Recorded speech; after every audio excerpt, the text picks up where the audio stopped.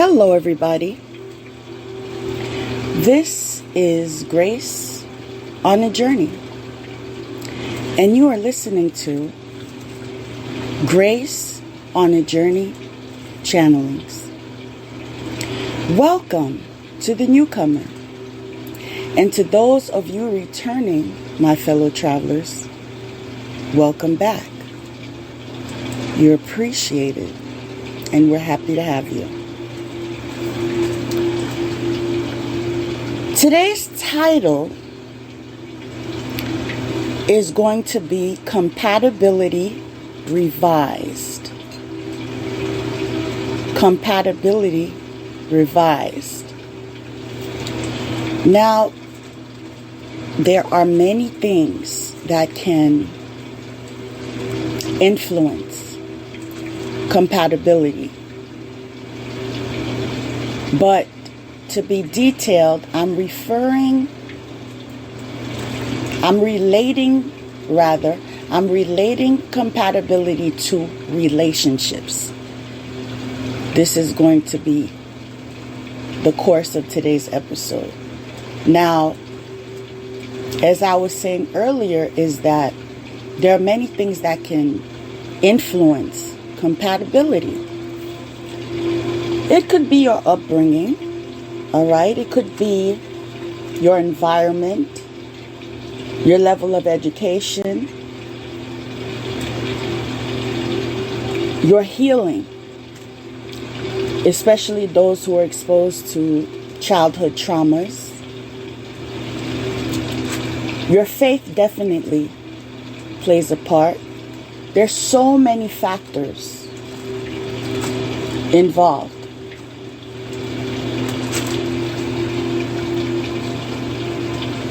But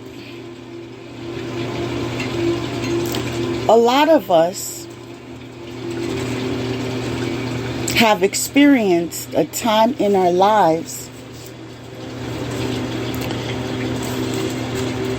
when we were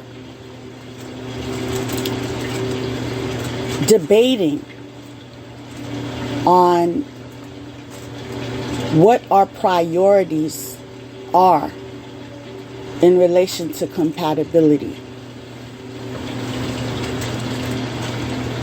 And I feel that as a community, we need to put more thought into that. Because a lot of the mistakes that we are witnessing in our circles, and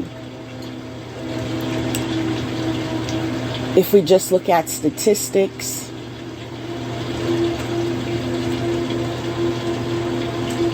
you will notice it is very difficult for couples to commit to each other and stay together. The divorce rate is something that is not even recorded in a way that you could rely on. And the reason being because at first the statistics showed that the divorce rates were on a rise. But researchers have found the reason why we don't see more of an incline at a more rapid rate is because less people are getting married to begin with. Had the same amount of people continued to get married, then you would have seen the incline. And I thought that was an interesting factor. And it definitely is part of, dare I say, Western society, where people feel free to reproduce without making such commitments. My understanding is it is more difficult in other cultures, other parts of the world, in that type of circumstance. One, they don't get some places, the amount of care and assistance is more limited in resource than other different countries. Now, I'm being politically correct when I share this information with you, because I understand that it's not only the West that has evolved. Many countries have progressed and are doing very well. This is one of the reasons why a lot of Americans even debate if they really are willing to commit to remain here for the rest of our lives. I mean, we have options. Relocation is something that is more inviting than it was before. I think it also is in relation to the fact that a lot of us have designed our lives in a way where we can work from home, which means we can work anywhere in the world and still be able to maintain or upgrade, rather, a certain lifestyle. But getting back to today's subject, I feel that if two people are not compatible, it really does not matter. I mean, I'm trying to be as optimistic as possible here, but I'm leaning towards being realistic, because that is what's affecting us, right? We need to be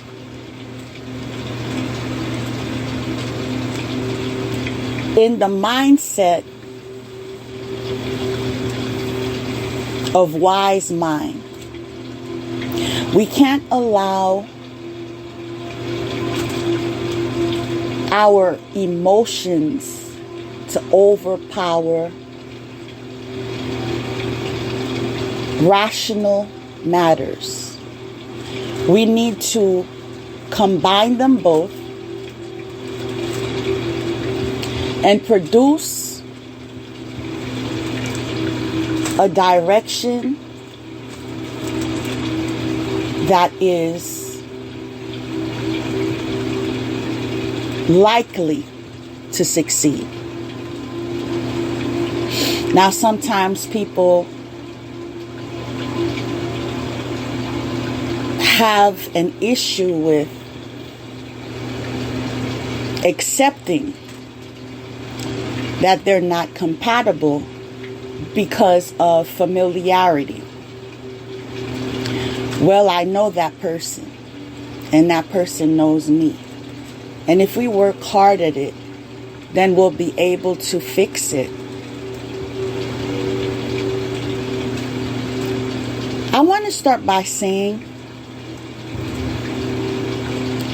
your wants matter. Your needs matter. Compromise should be something that is welcomed in maintaining a thriving relationship. But when it comes to foundation building,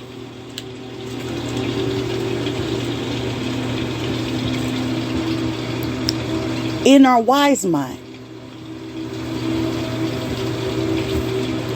there is no need to compromise. Because A already knows that he's not compatible with B.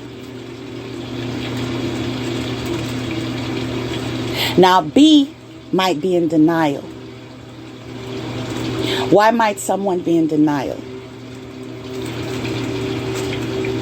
One, desperation. Some people are so desperate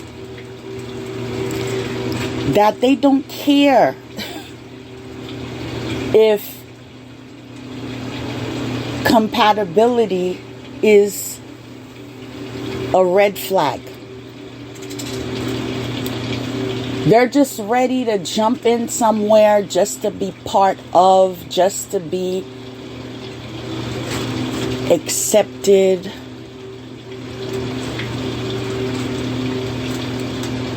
Or whatever the case. Some type of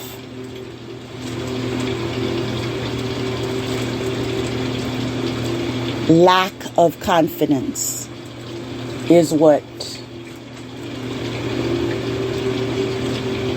puts you in that mindset of desperation.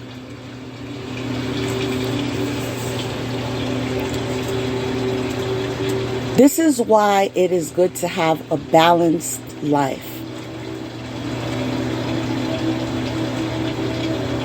And be open to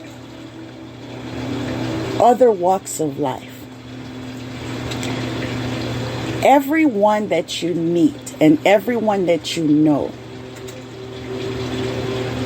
does not have to have your background, be of your same ethnicity, even religion. Because if both of you can agree to respect each other's religion, and if there's not much of a clash, then even that does not have to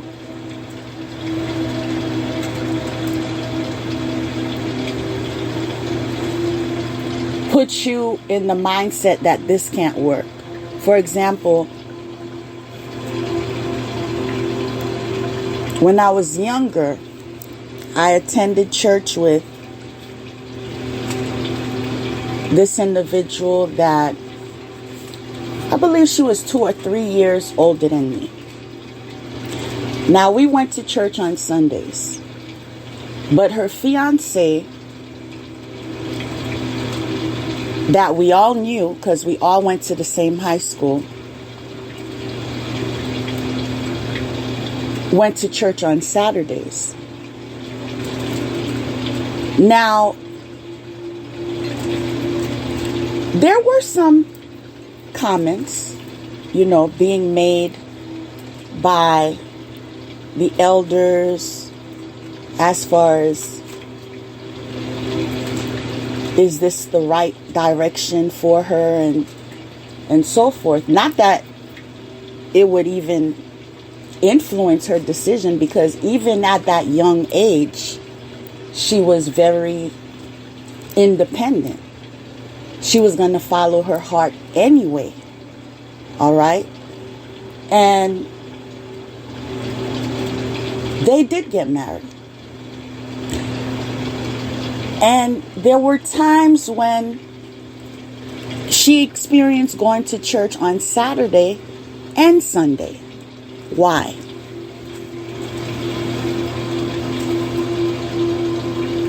It's not only about compromise.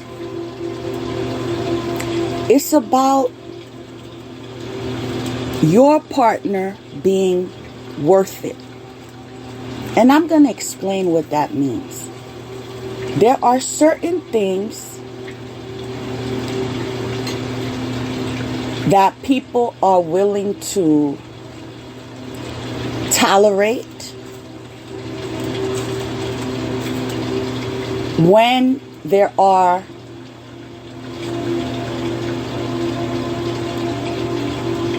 other areas in the relationship that your partner is excelling,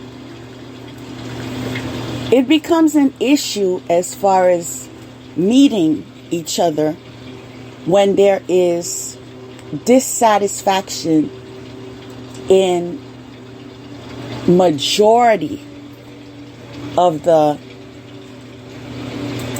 areas in your relationship. When there is dissatisfaction in relation to intimacy, family life, spirituality, and so forth. When you are looking down that line and you're like, okay, so what are we fighting for? Like, why even try? Nobody wants to be put in a situation where they feel as if they are overexerting themselves in a relationship and the other is being nonchalant about it. Now, due to the fact that some of us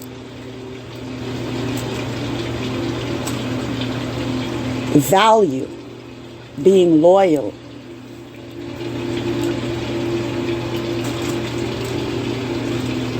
yes, there are times that even in your dissatisfaction,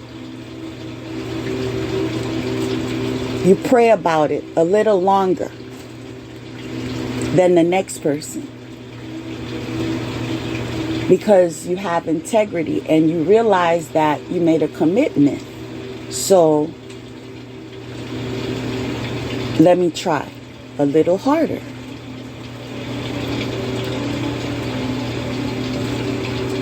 But to be honest with you, sometimes I feel like the pressure we put on ourselves is unnecessary and it's not even called for.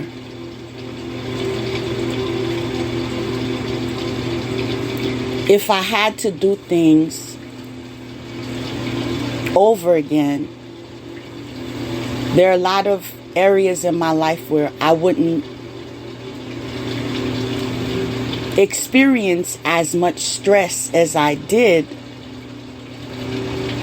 just because I wanted to live up to an expectation. And the expectation is not necessarily those of others. It's what I expected of myself, right? I'm my biggest critique. So I have to give myself a pep talk every day when it comes to whatever I produce as far as work is concerned, or other areas in my life, how I show up, how I complete my task. I have to give myself a pep talk and say, you did a good job. However, I would have loved to say, that's excellent. But trying to be perfect all the time, number one, is time consuming, right? And number two, it's just you stressing yourself out.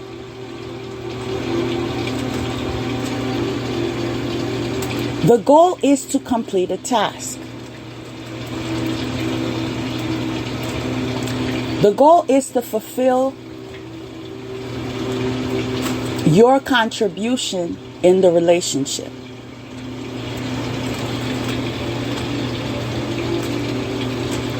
We can omit the stress.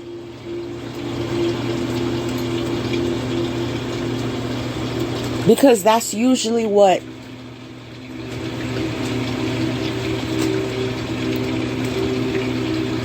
brings you to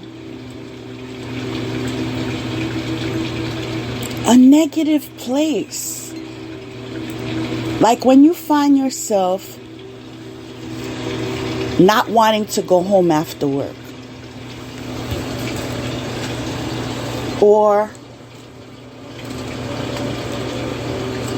feeling the tension even before you pick up the phone. Like you didn't say hello yet, but you already know that once you pick up the phone, you're going to be hearing a lot of noise, right?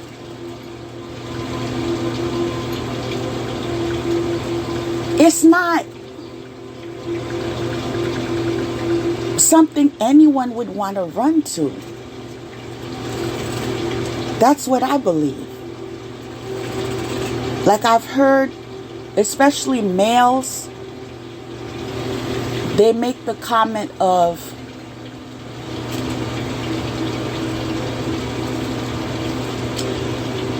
I want a woman that could be my peace. And I understand that, right? Although we all have to work on ourselves and maintain a level of peace through our spiritual work by way of meditation or whatever other way that you connect to your inner self. But I do understand and I also respect that.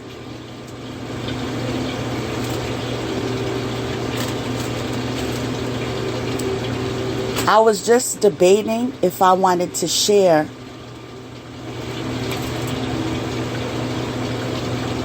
like a quality that I feel is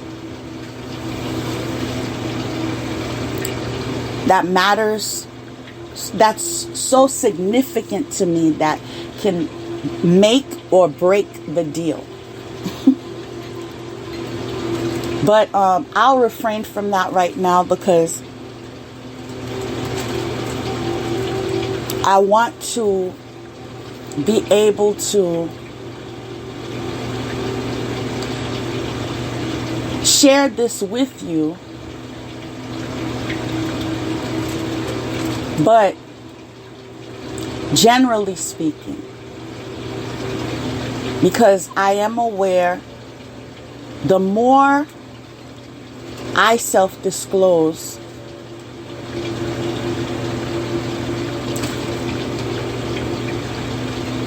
is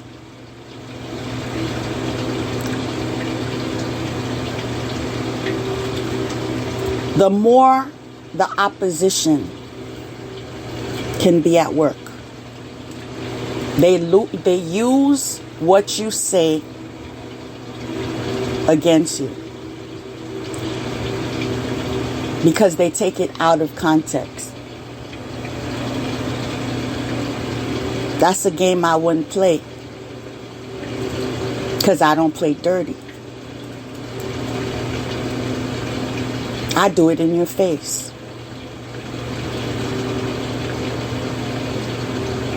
That's because I'm not cowardly, but everyone is different.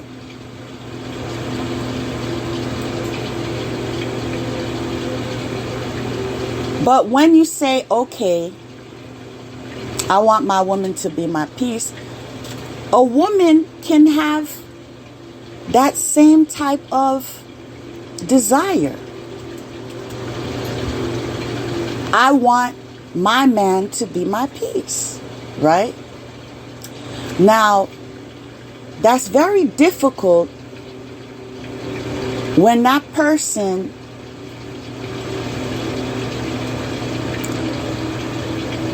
has a passion for arguments, back and forth, and hitting people under the belt. And making remarks that are abusive and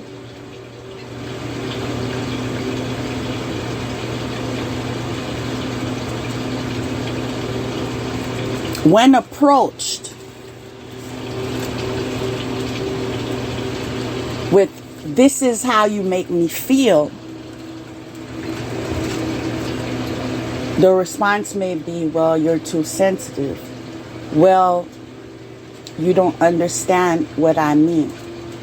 Well, we're from two different cultures, so when I say that, it doesn't mean anything. It's just something we say.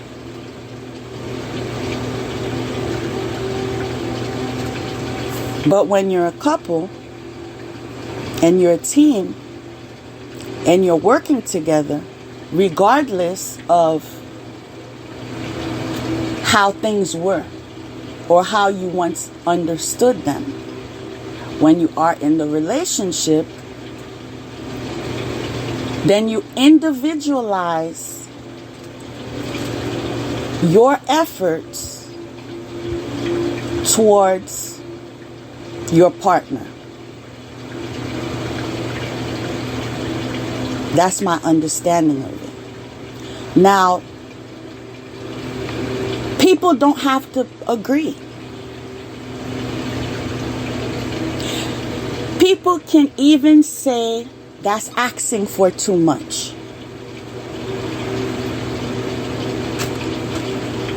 But it still brings us to the point of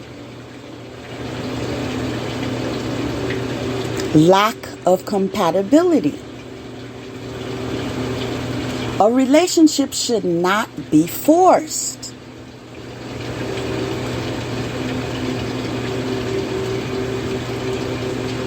I'm trying to be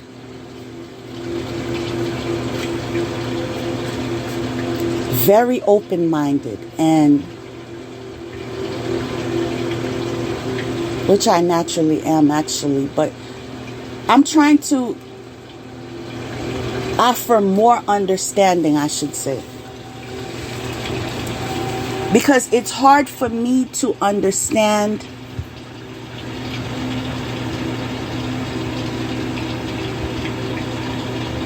why one would want to be in a relationship with someone that doesn't want to be in a relationship with you. Like, I'm trying to get my head around that.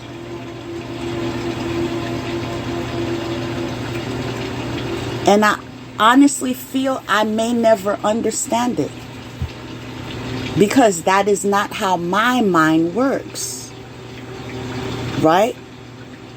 That doesn't mean that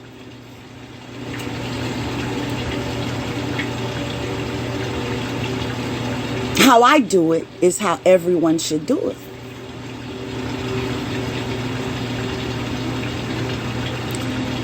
I am understanding enough to say everyone has choices and should do what they feel they're being led to do,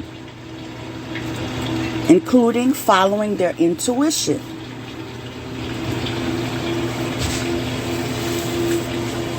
Now,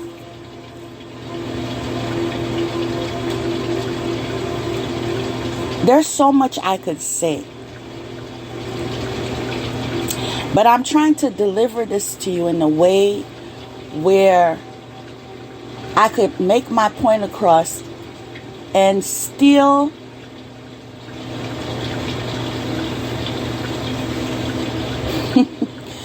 not encourage others to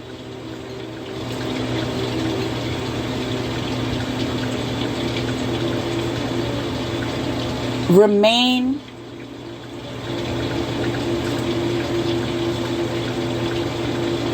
in a state of misunderstanding. Because sometimes you're trying to help someone and you're making effort in sharing the points and giving an understanding, and they interpret that as you wanting to control me, or you think you're better than me, or you are judging me, when in fact I am inviting you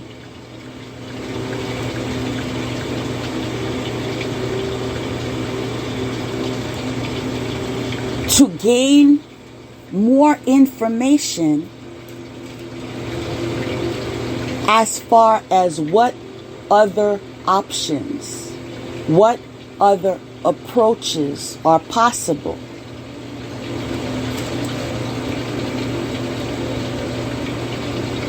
When we're too defensive, it's very hard for us to welcome anything constructive.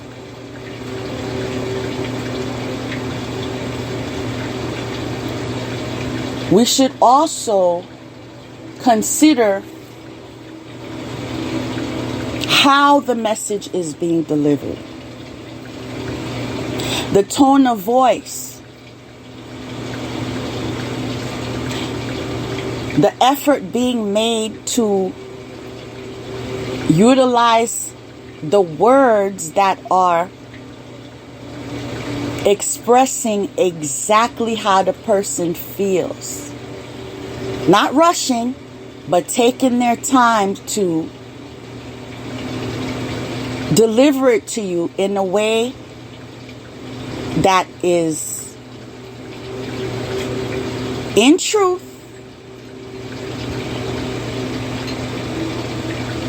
but warm. You know what I mean? That's why it's important to look at all the different perspectives. And it's also important to learn how to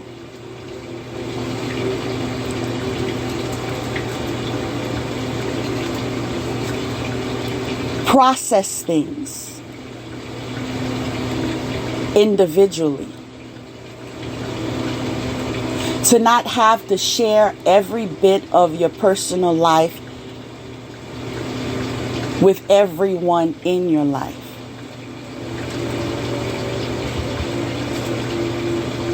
Now, I'm willing to self-disclose on that one. Like, this is a deal breaker right there. Like, I feel if you are in a relationship and then there's a back and forth of my family said this, my family wants me to do this, my family, I'm going to be in the mindset like, who am I married to? As a matter of fact, even if I want to approach you and share something with you, I don't even know how to customize it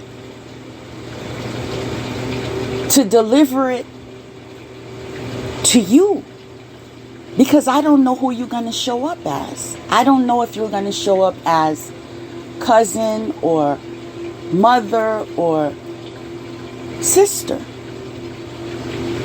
right?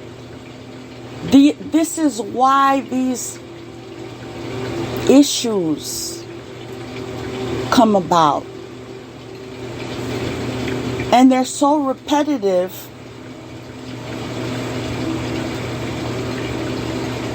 that one person in the party may feel like, okay, I'm done.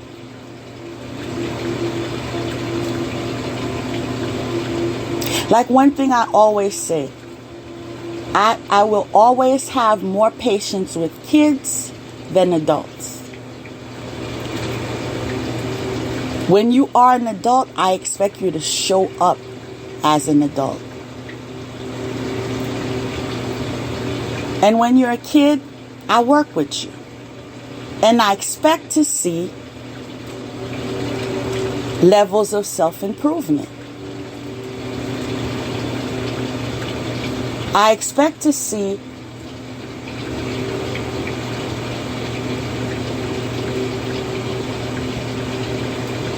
emotional intelligence when it comes to your stage in development. Are you a teenager? Are you a young adult?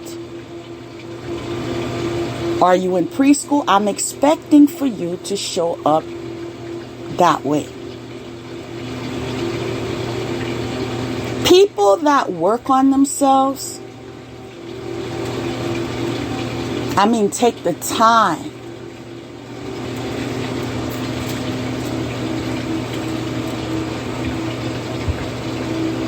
and manage to heal themselves through different traumas they experience. A lot of us expect that our partner shows up in that energy. Because as I heal myself, I develop myself.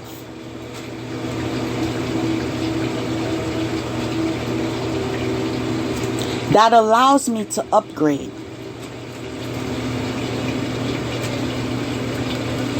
And because I've upgraded, I'm able to relate to you in a way that is more refined than someone who did not have a certain level of education, did not have the experience of being exposed to psychology or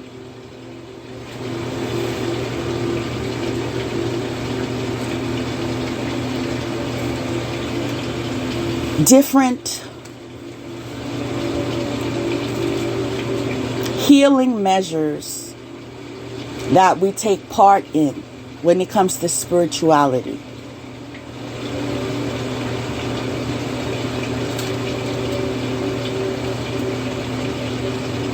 I feel people that work on themselves should be valued, right?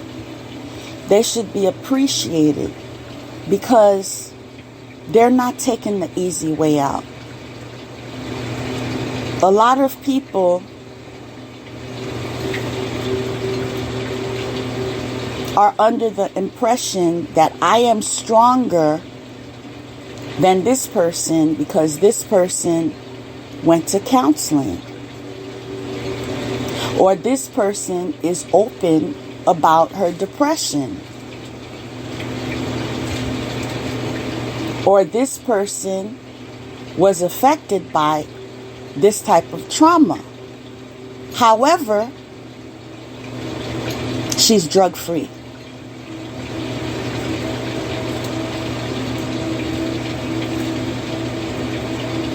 She's not relying on any crutch.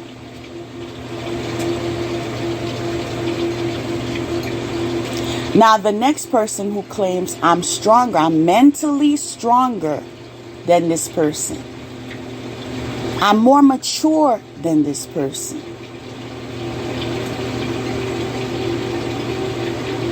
I'm a real woman. She's just a little girl.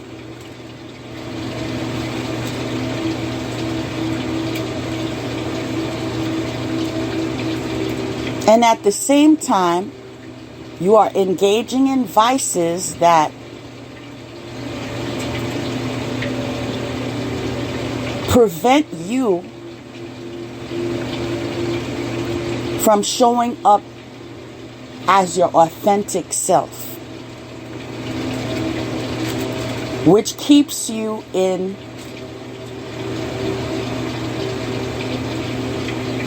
a spirit of being less than.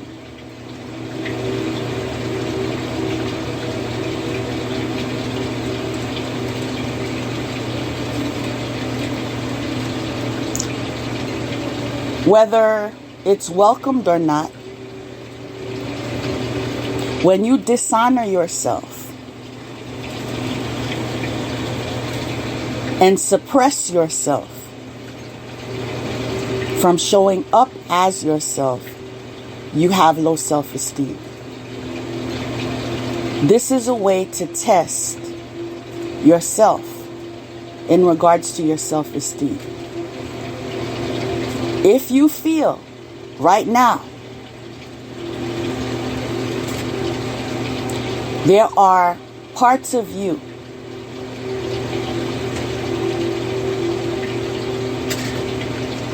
that you cannot be transparent about,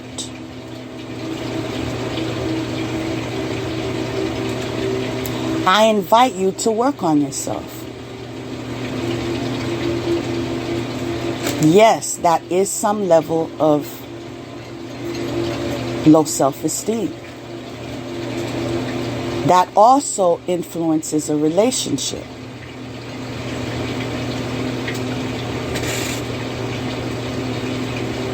It causes you to show up as insecure,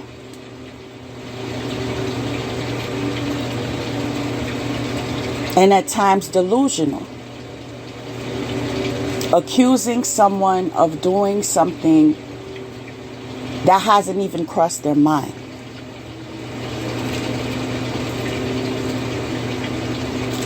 Because you don't feel you're a match to that person.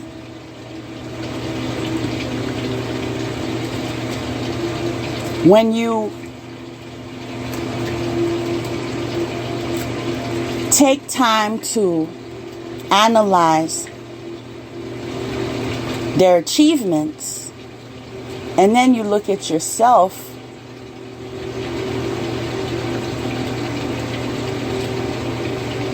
you begin to tell yourself,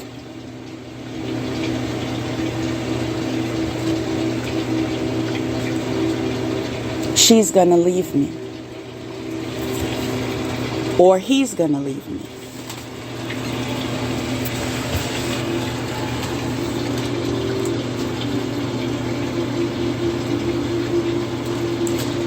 And from that mindset, your behavior towards that person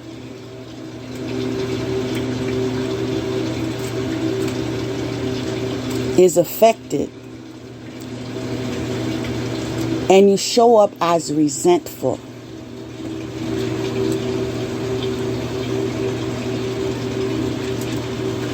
And a lot of people can read energy. Now, this is not something they will share in conversation because this is not something that comes up.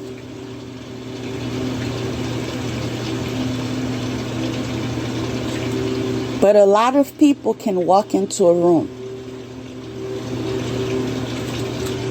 and everyone's silent in the room, and they still can tell you if there's tension in that room. They can still tell you if there was a negative energy in the room or a positive energy in the room, without even any communication whatsoever. Well, I should say without any verbal communication, because we communicate in several different ways. Body language being one.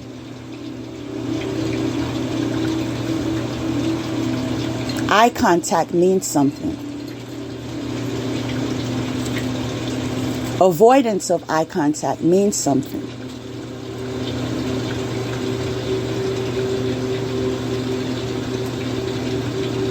Your body can communicate, I would prefer you not sit next to me, without you saying a word. It can also communicate, I'm leaving because I don't want to be here. I don't want to be next to you. So even when you are under the impression, well, even though I'm dissatisfied with the relationship, I've never communicated that to her or to him, but you have.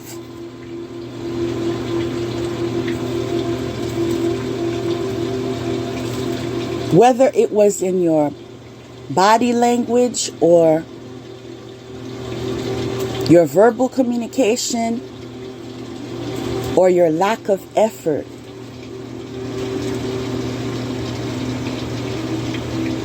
Lack of effort regarding how are you being supportive? How are you helping your partner?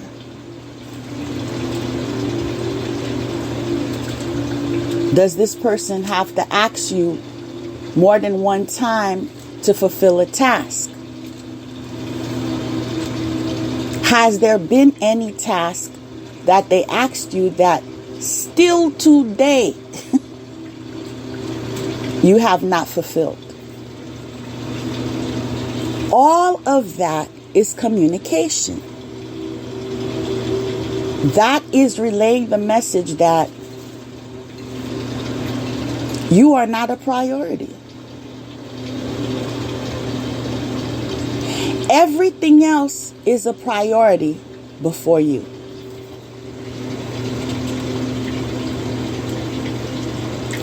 This type of data is being recorded. It doesn't have to be written in a journal.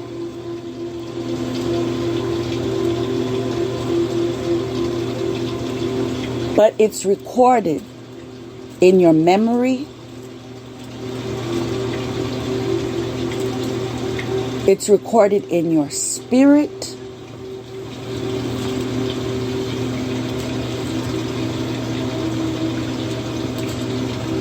And somehow in your body.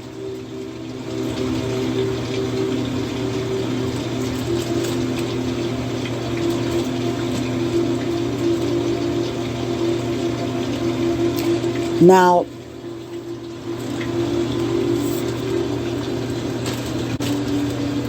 we can refer to that as neglect. So we could remember this person doesn't show up for me. Like it just gets registered. In fact, you start doing that as a child. For example, if you have a parent that did not live in your household, that made promises to you, that promises that they never kept, whether intentional or by circumstance, it's registered in your memory that this person doesn't show up for me. It's registered in your spirit as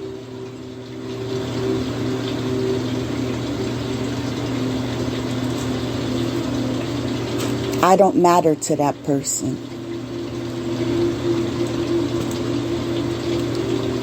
I'm not important enough. I'm not loved. Mind you, you're 7, 8, 9, 10. Now imagine yourself as an adult.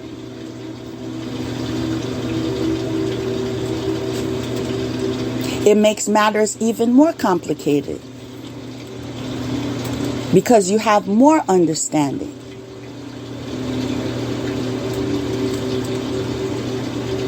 Of all the areas in relation to communication.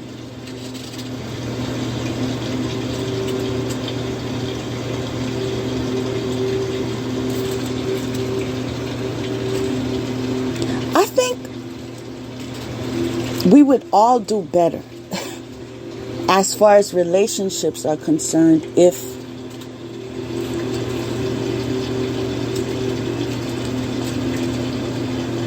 we stop taking people for being stupid. I mean, there's no other way to say it. I think that's one of the reasons why a lot of relationships are unsuccessful. Because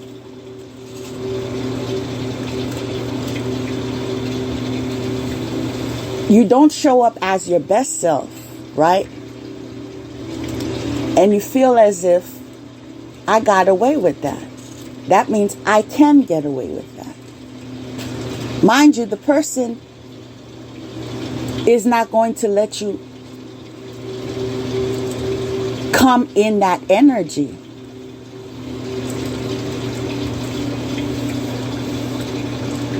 But a couple times. And that's only because they're trying to be understanding. They are seeing it from all perspectives. They are respecting the fact that it is human to error. But when you continue to do it, and then you do it, and then you do it,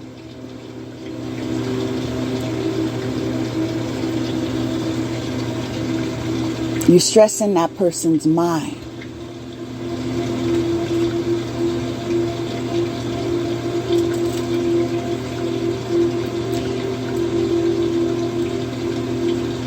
Her joy is diminishing.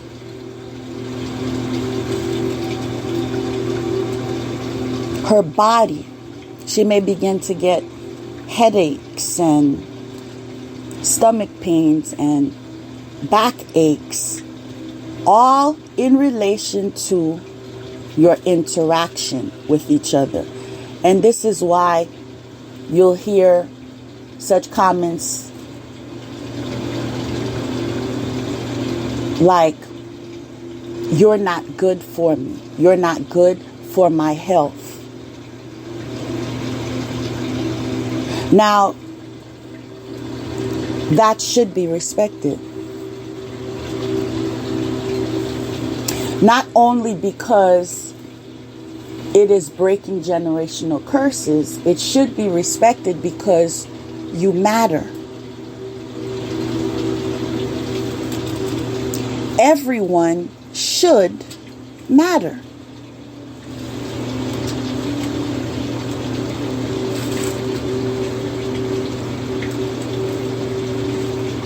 I believe sometimes we do ourselves a disservice and dishonor ourselves, and then other people follow suit because we teach people how to treat us. So if we devalue ourselves, if we allow you to call us stupid,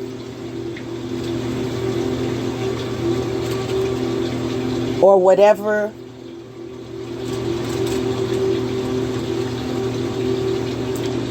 inappropriate dialogue that you share, then one, you allow the person to belittle you, and they may even form that opinion of you. Not just the word, but the opinion of you wholeheartedly. Because you welcomed it. You allowed it. You didn't set a boundary to it. Now, I'm not trying to tell you that everyone shows up as being a punching bag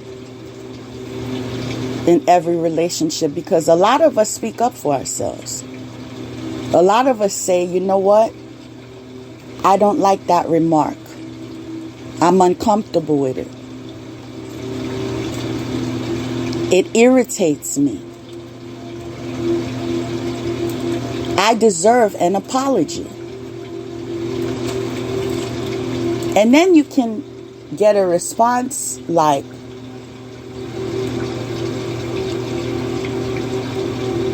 You're just misunderstanding what I was saying. It was a joke.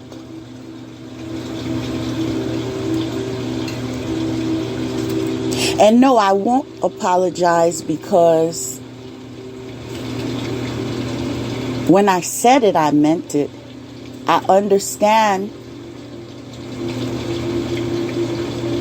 what you're saying, but when I said it, I meant it. You see, those are the moments that the relationship begins to chip away, chip away, chip away. It just takes one chip. The next chip, not only what was said or done is removed, but also some parts around it, because it's more fragile than before. So it becomes magnified in contribution. And this is why sometimes people face an ending in a relationship and they feel as if, well, I don't understand. What did I do that was so wrong? You might even go and say, every man does that, right? But what you are focusing on is not what the other person is focusing on. That person is focusing on how you made them feel. Not one day, not 2 days, not 3 months.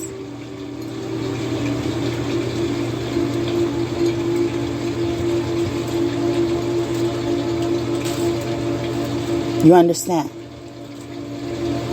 It's constant. The wheel was always turning. Constant. It's like taking a punch today and taking a punch tomorrow and taking a punch the next day. And it doesn't matter if you take it on the right side today, on the left side tomorrow.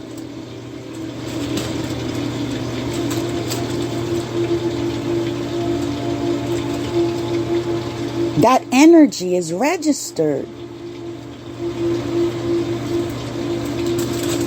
I've heard this comment several times. You may not remember a person's name,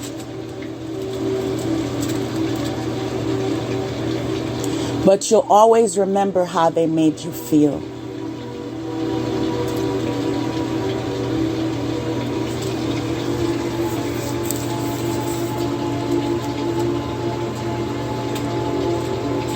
I feel I'm answering a question that some of you have.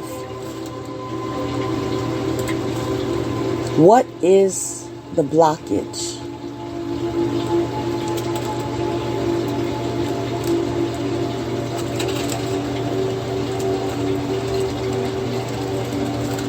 When you go inside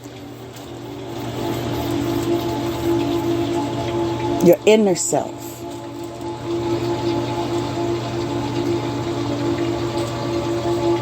what is it saying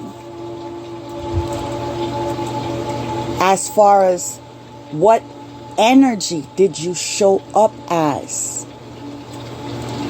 in the connection?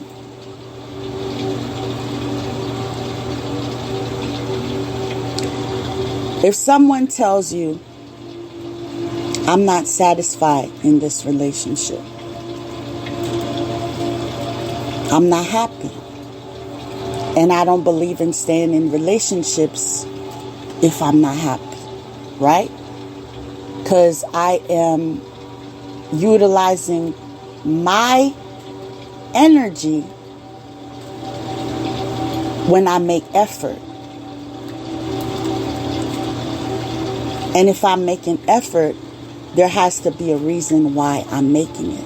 If I'm using my energy, there has to be a reason why I'm using it. If I'm contributing financially, there has to be a reason why. You can assist someone for long as you have, and you take a minute and pause and realize that this is not a two-way street. How can I advance if I can't save? If everything I have to save, I have to share.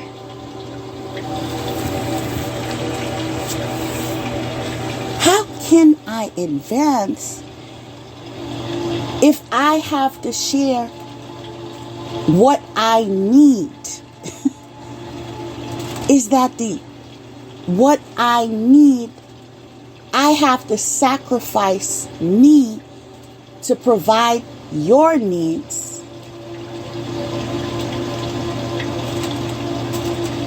How can I advance when I'm not even practicing self-care?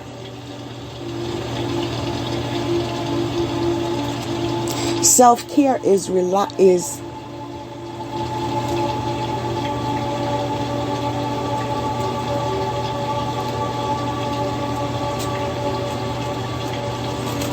I said relying.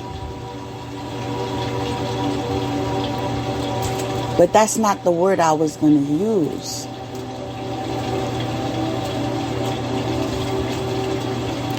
Okay. We'll go with it in that direction. It relies on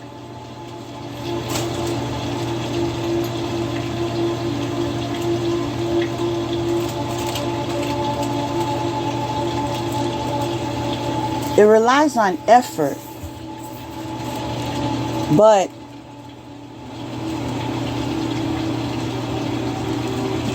it influences your self-love. Your self-love influences your self-care, but your self-care also influences your self-love. Right?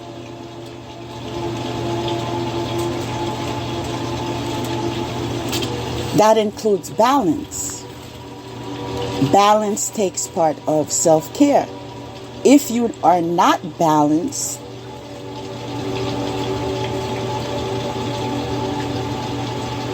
that will mean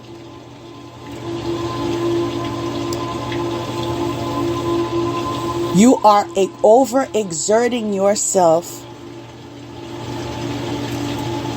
in one area and neglecting another. And what that means is it begins to affect all the areas of your life. It started just by not being balanced.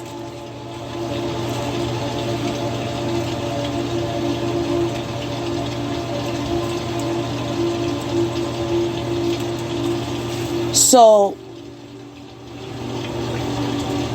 it can affect your solar plexus, your throat chakra,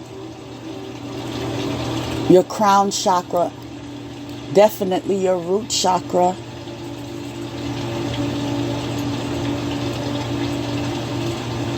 because you need to get into balance.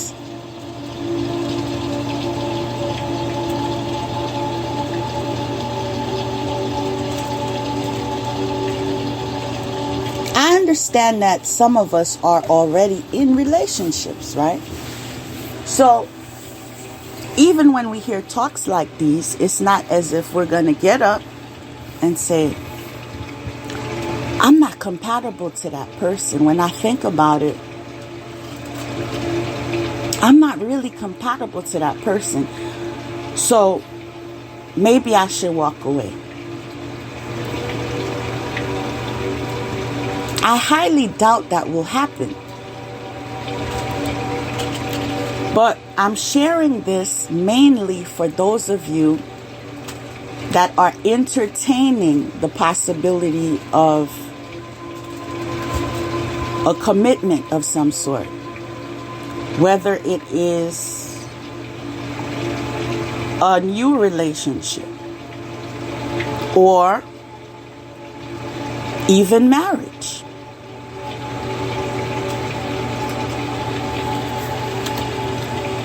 It all depends on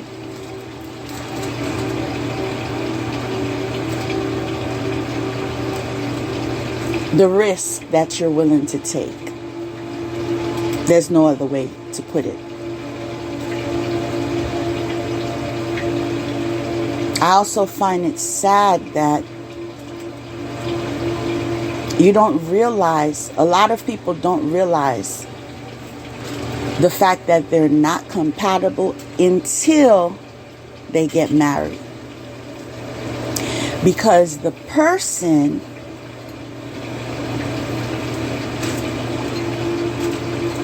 that you knew before you said I do is not the same person that you know now. It could be because of dishonesty.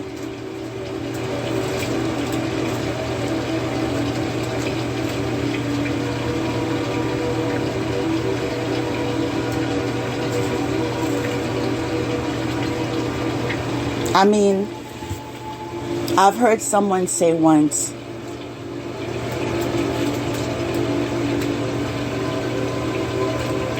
well, yes, I did say that I would do that before we got married.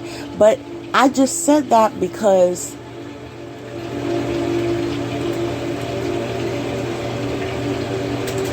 I wanted to get married.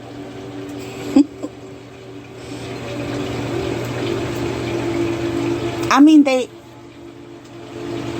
actually have the nerve to rationalize lying.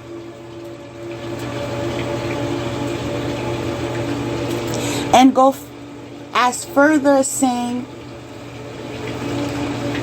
every man lies to get what they want from a woman.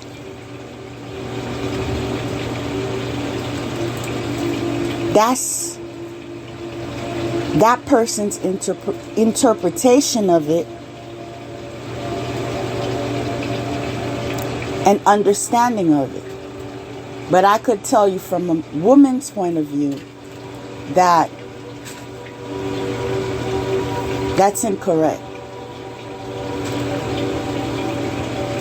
There are a lot of men that are 100% in disclosing who they are. And still, you move forward in a relationship with them.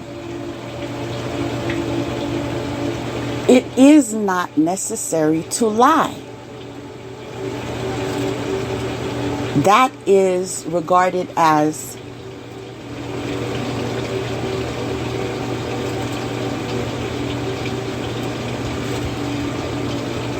an old pattern.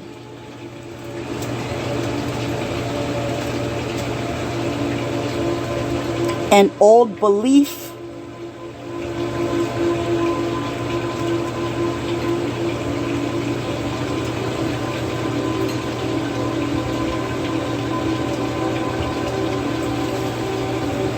An old belief that is not in alignment with our highest good.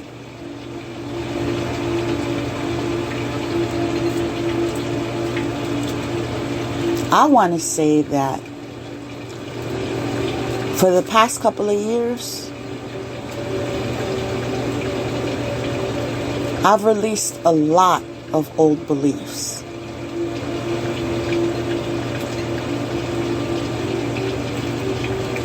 Majority of them came from my childhood. And different programming that I was exposed to.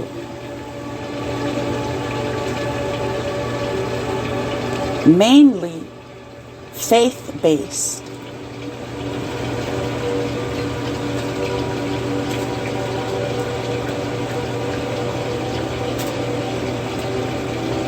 I also want to say that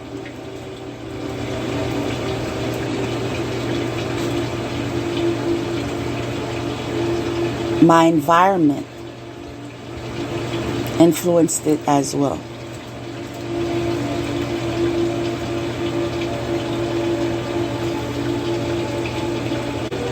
But I was able to do it because I took baby steps. I didn't just wake up one day and said, all right, I used to be the color white. Now I'm going to be the color black. Or I used to be the color black. Now I'm going to be the color white. It was not done that way. It was very gradual in process.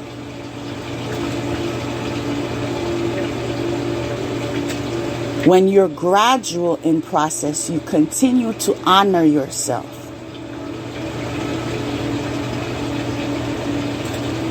You don't just look in the mirror and say, you're wrong. Everything you believe in is wrong, because that could be traumatic.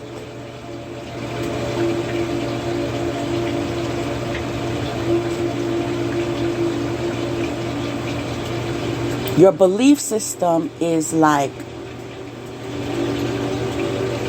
the foundation of your being. So it needs to be catered with care and understanding and patience and love.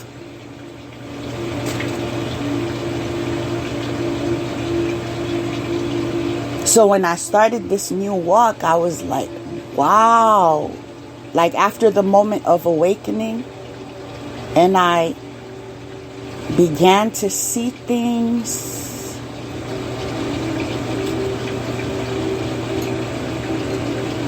very much in opposition of the whole idea that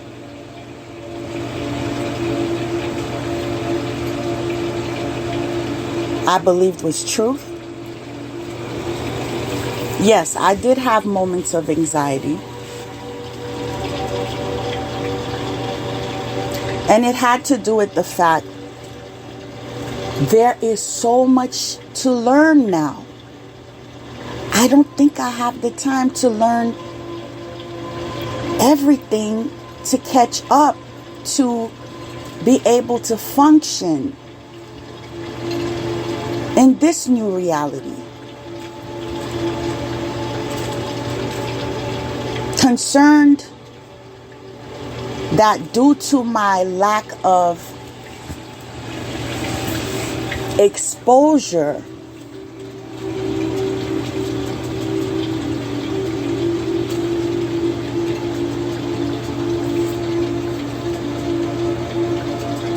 that I was gonna somehow experience being left behind.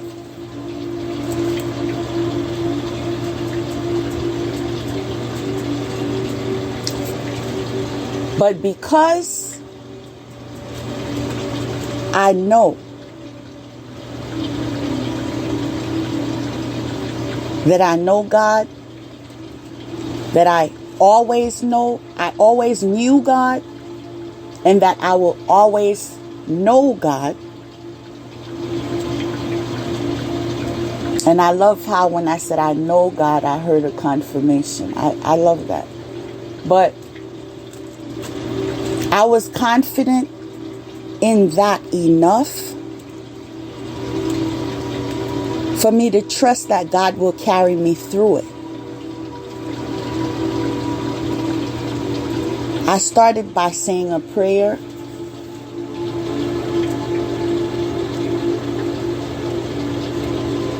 I invited God to be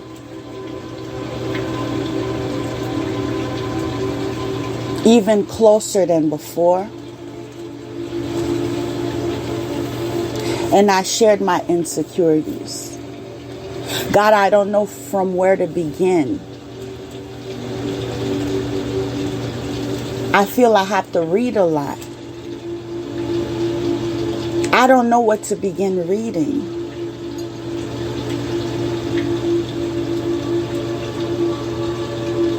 What belief systems do I continue to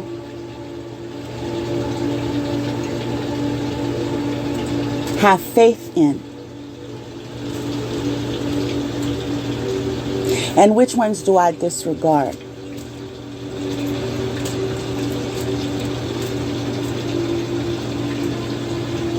And that's not the end of it. The list went on and on and on. And little by little, the answers started coming to me. Not because I was just sitting down in position for meditation, but I just continued fulfilling my task and my responsibilities in life. And whether I heard something through a passing conversation or something on the radio or something I saw on my feed or a conversation I was having with my child, it just started to click. The dots just began to connect.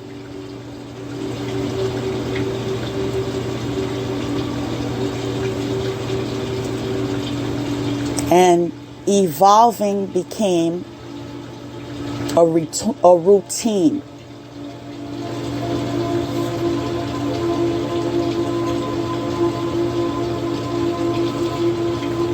Now, all of this was necessary to share because of the fact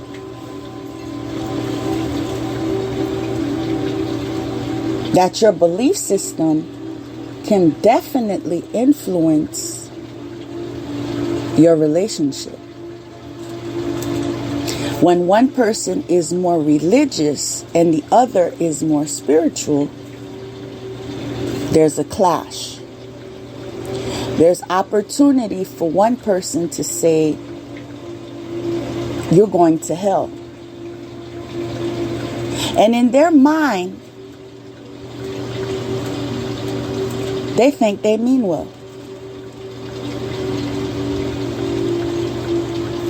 Now, the spiritual person may be in the mindset, I need to close down. Like, I don't want to have contact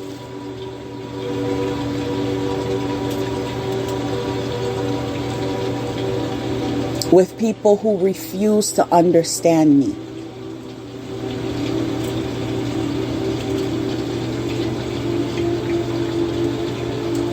Or refuse to be respectful towards me.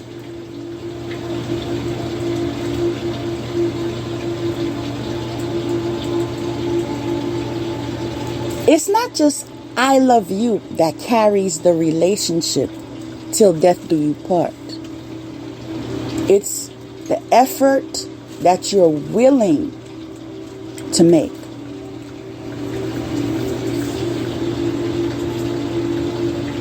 I also want to say that be very careful with people's emotions.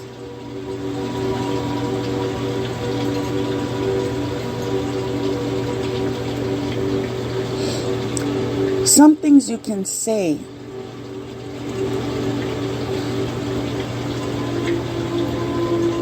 can be the beginning of the end.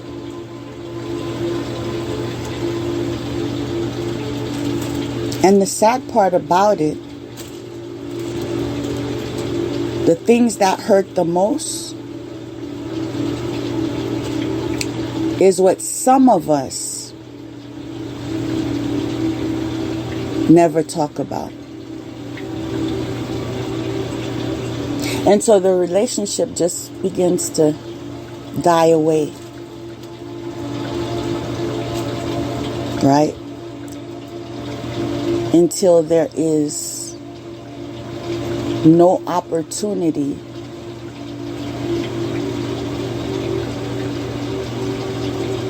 of revival.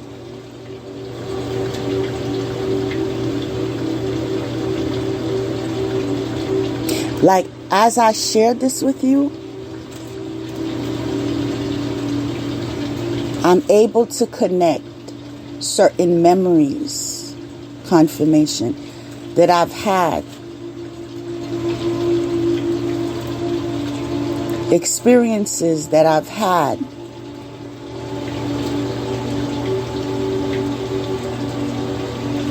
that were the most disappointing. And sadly enough, they all came from one person.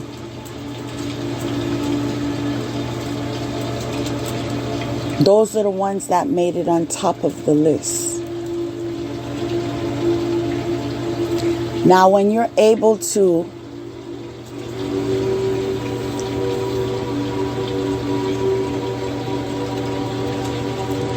see the math like that, it's not very difficult in determining if a relationship is compatible or not.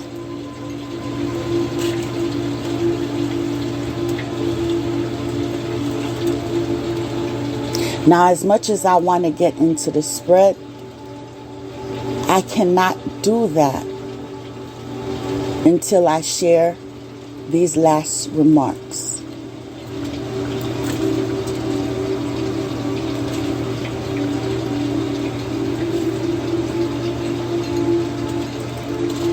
Do not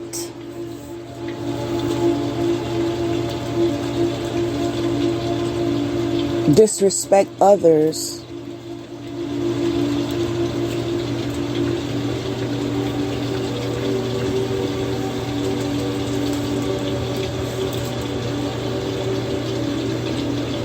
because you don't value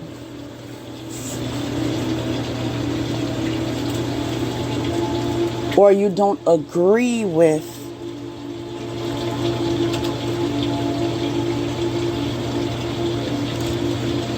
their understanding of things.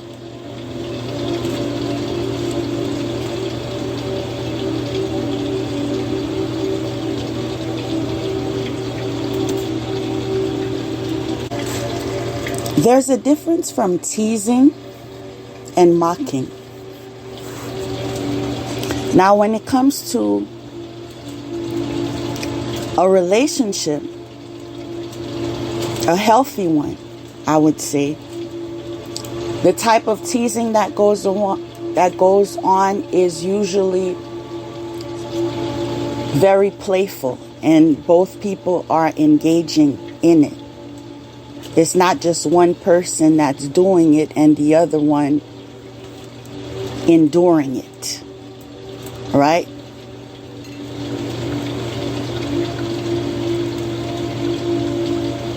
But mocking is disrespectful.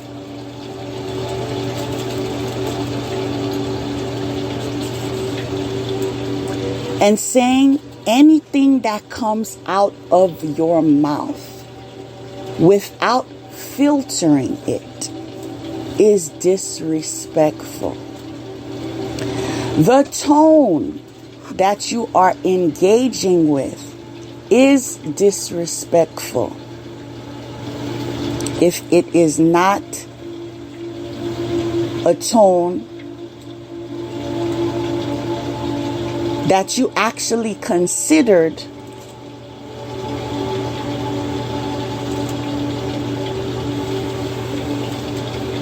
while communicating with your partner.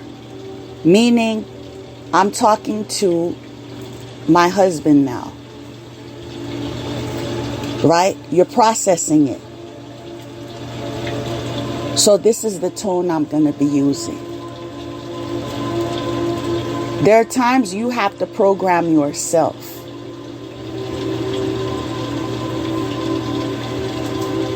You might have to be shouting all day at work. If you're a teacher or, some other profession that requires that, having to get the class under control, disciplined, and, on task. And yeah, it requires raising your voice. Yeah, it does. Now, but you can't just go home and do that and feel as if, well, you just have to adapt to me.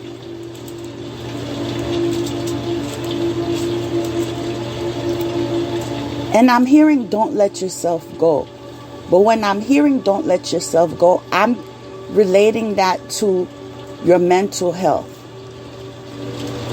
Although it should also be in relation to your physical being. You should always show up as your best. And when I say as your best at home. As your best, when you go out, because every different situation requires different attire and so forth. You don't have to look like you're in the club to go to the supermarket. But you'll be in certain relationships where people are used to a certain type of woman who does not have anything conservative in their wardrobe and expects you to be in that energy.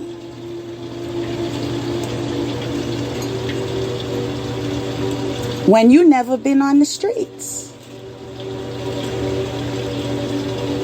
Again, that's a couple that's not compatible.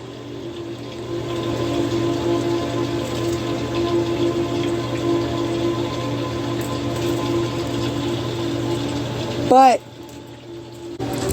as far as communication is being considered, I just think you could sum it up by saying it would be wise to have a certain amount of couth in your delivery.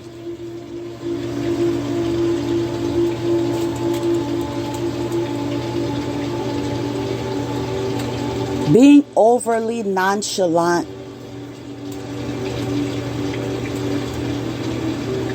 won't get you far.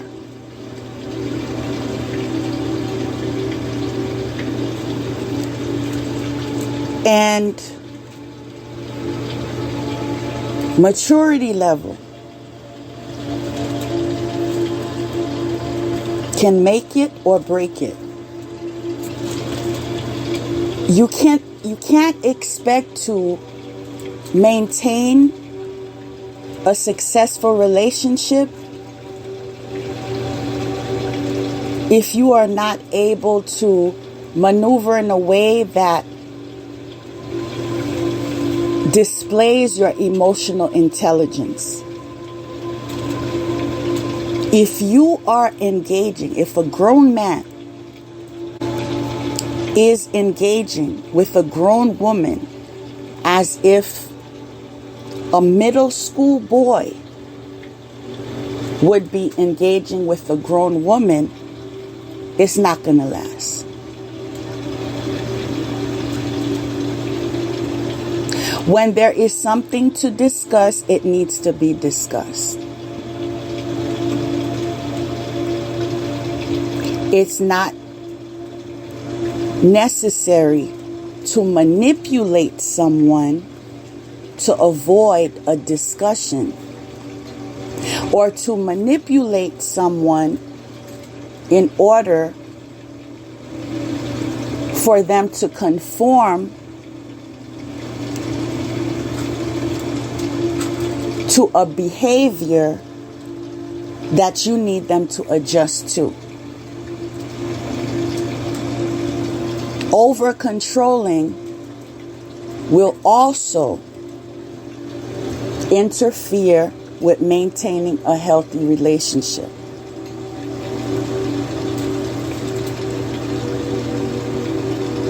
Respecting privacy is a deal breaker.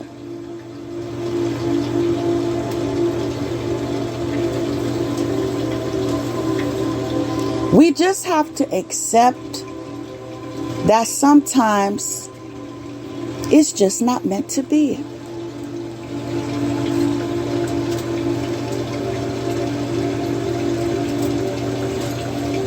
It is too much energy to try to convince someone every day for the rest of your life.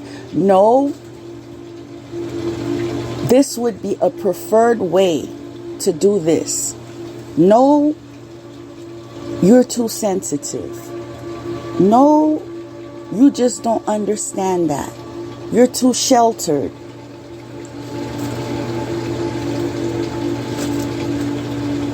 You're too this, you're too that, you're too this.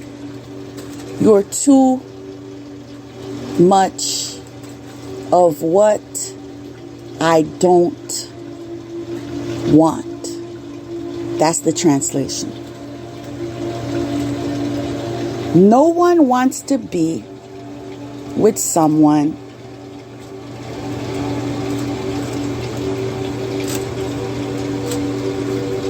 that doesn't want them.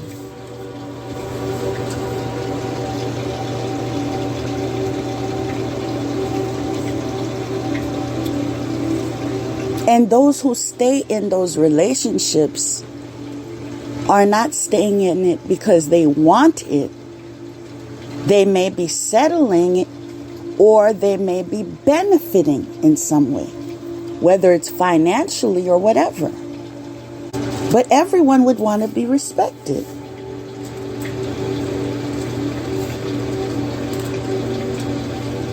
And people need to grow up. If a relationship is over, it's over. Doing spell work to ruin the person's life because you did not want to be upstanding in a relationship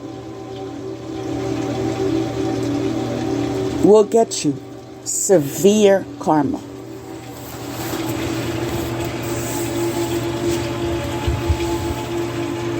I don't even feel it's genuine for one person to say that I loved someone, and I'm speaking past tense. If you can say, okay, the relationship is over, but now I'm doing spell work to ruin their life. Now I'm going to pay people to gang stalk them. Now I'm going to do death spells on. There was never love there. Because someone that loved would never, ever consider that.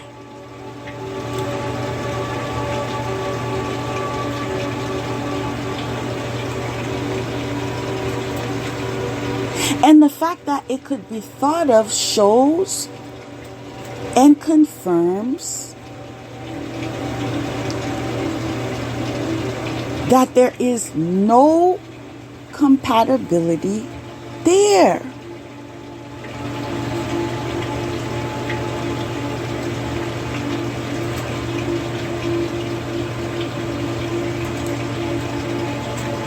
Having the mindset of a killer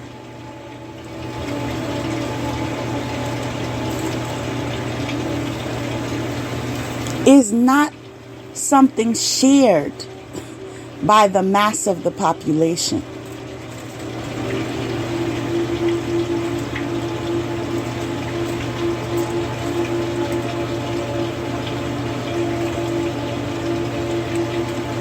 It's creepy.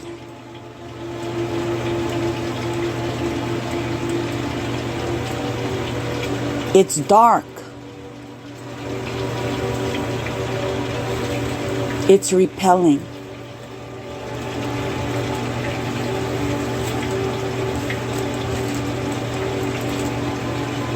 I just feel like this. If you're a woman and you don't feel safe, you see how I made it easy for you?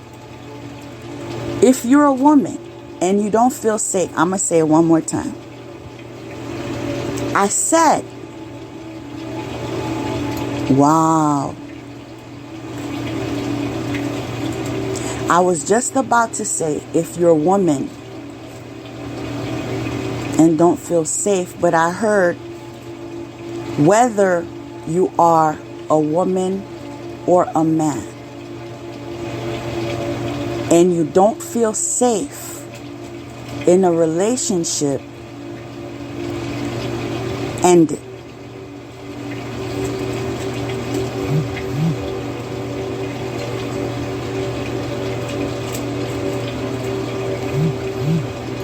I said what I said.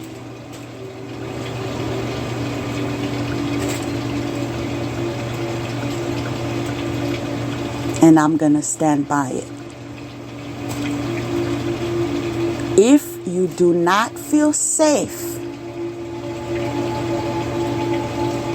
end it.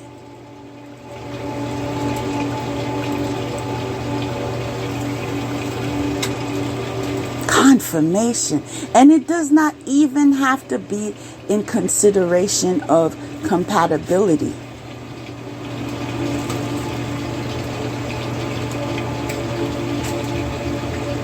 Feeling safe is a basic need.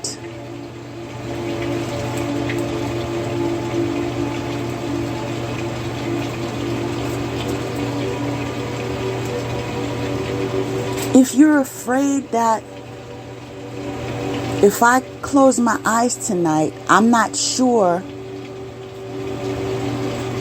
if black magic will be performed on me or not.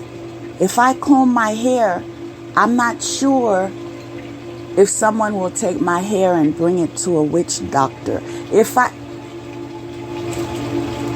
How do you do that?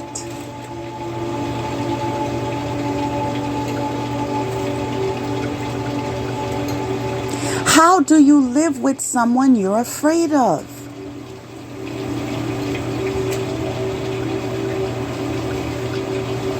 And I want to be detailed when I say afraid of, because what I'm referring to is not the fear of what you could do to me. It's the fact that I have to constantly be on alert.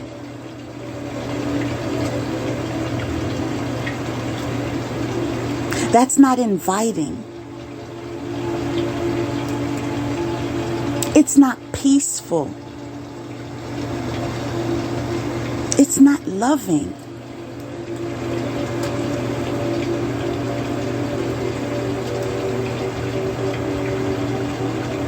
It's not attractive.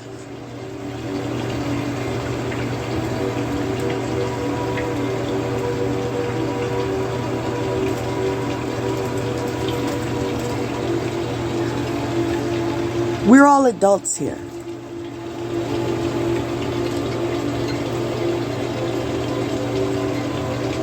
Part of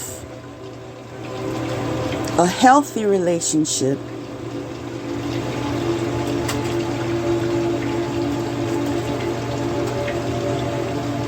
is also having a healthy sex life.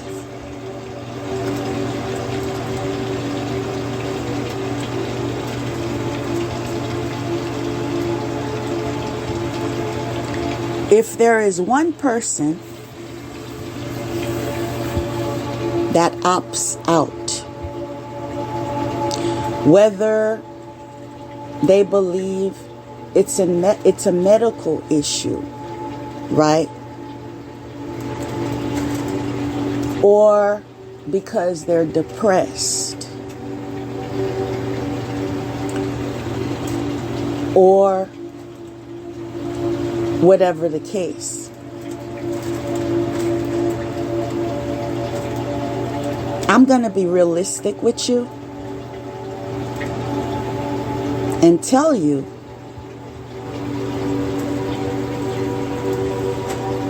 there's a limit on that.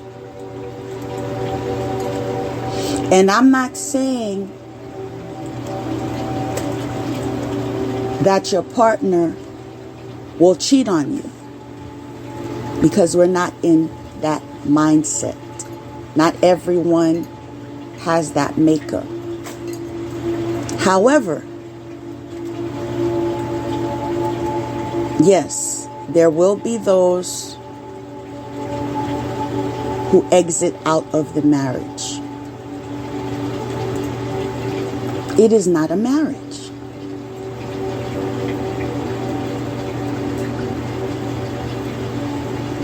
This is not what most people sign up for.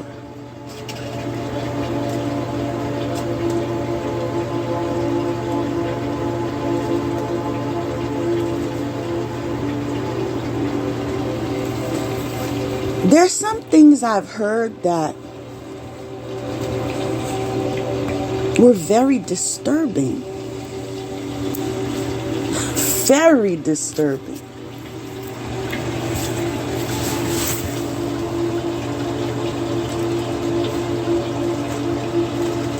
If you are in a relationship and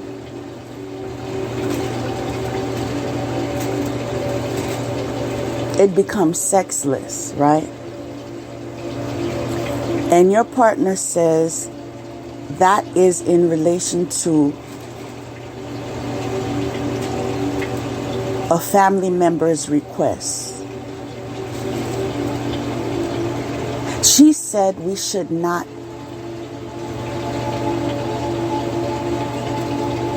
or when it has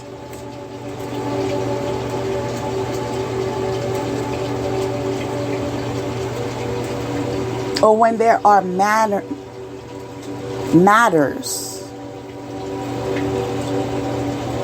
of considering adding to the family are concerned. Well, my mother said, see, this is again confirming that two people aren't compatible. One person, confirmation, one person entered the relationship as an adult and functions as an adult. Another had the appearance of an adult but functions as a boy. A healthy-minded woman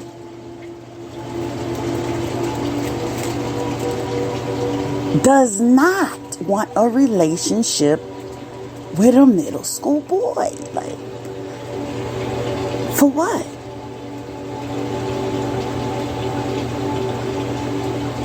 And when you're in a relationship as well, and it's only about you and what you like to do. And that's the end of it too. Yeah. You're putting your relationship at risk. You are. And these are all the things that confirm when you are not in a compatible relationship. Okay?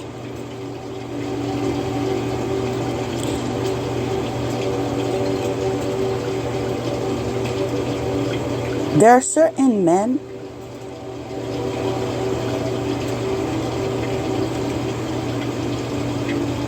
that understand okay, maybe you've never experienced such and such, right? Number one, they're respectful about it. They don't say, oh, you're lying. All women do that. No, they're respectful about it. See, that's the problem. A lot of people do not know how to respect. That's number one.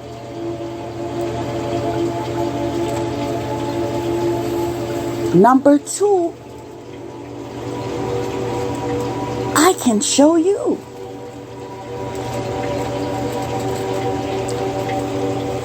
Number three, I can have patience too.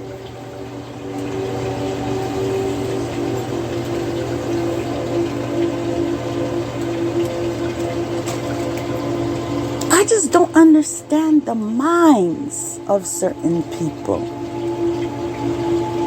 How realistic are you?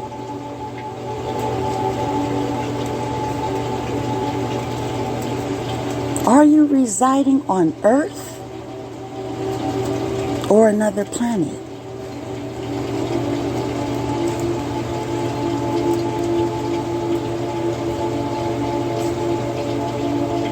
Self-sabotage is real, very real. And one thing you don't want to do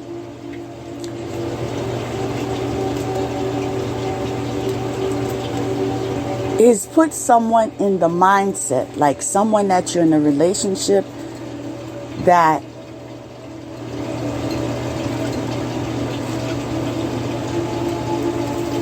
is the type of life that you have to offer for the rest of their life. Like, are you serious?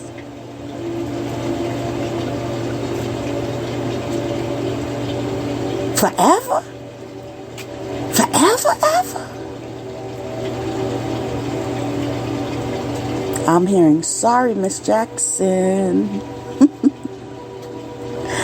Yes, somebody's sorry. Because they don't have time for that.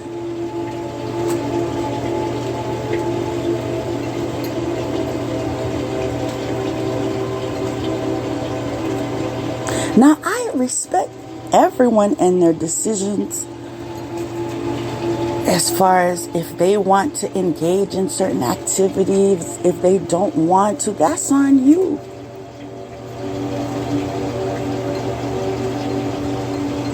But what I'm repeating is, if you want to maintain a healthy relationship and both of you are not in agreement,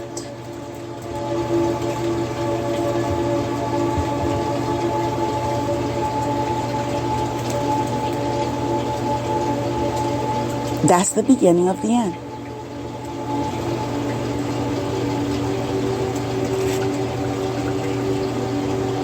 Most women don't just get up and say, I'm not happy.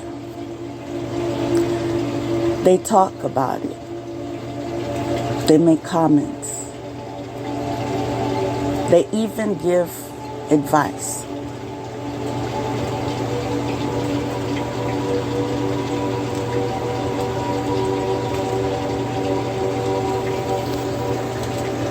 When she stops talking,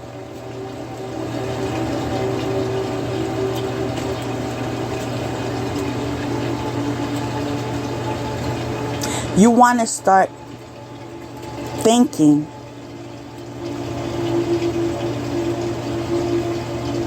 on what you really want.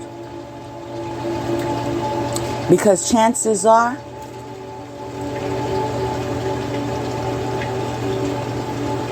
she is gradually letting go.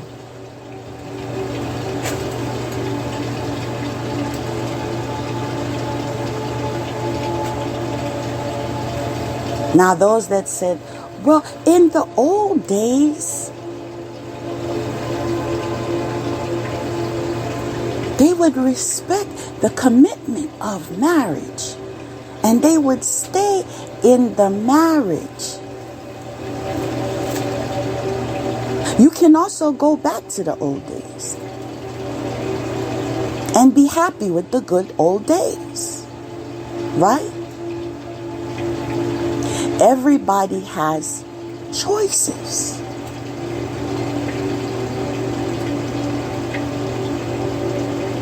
And no one has to commit to your standard because of your choices.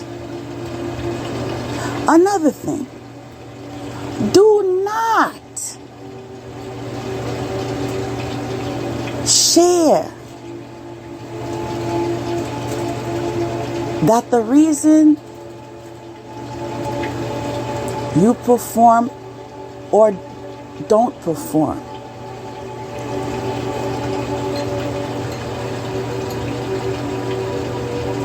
or have, I'm trying to say this without laughing, but don't talk about your ex-wife, what your ex-wife did. Don't do that. I mean, don't do that. Even if it's an ex-girlfriend, don't do that. It's not attractive.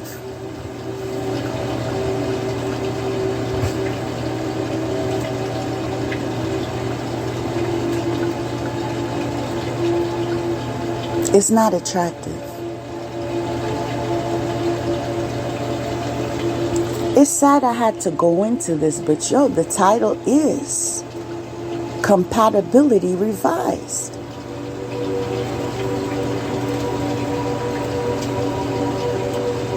That's the title.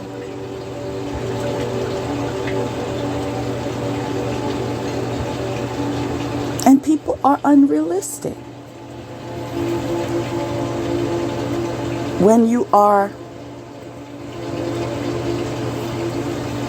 an individual that was in a sexless marriage for years,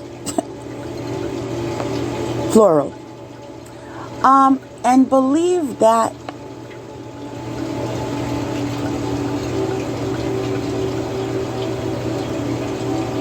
anything could ever become of that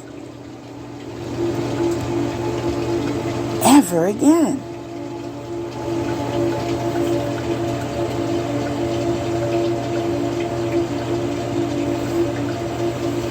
When you never even made satisfactory. Remember when you was a kid? It was P for passing, S for satisfactory, I guess F for failing. Well, that's how it was in the States anyway. As you get older, that's when we start having an A, a B, a C, a D, an F. But if you're, oh yeah, it was a S for satisfactory and a U for unsatisfactory. Yeah, so if you got a U in that department, you shouldn't even think about it. Like, you shouldn't even stress yourself like that. You should just be happy where you are. Right? Be happy where you are.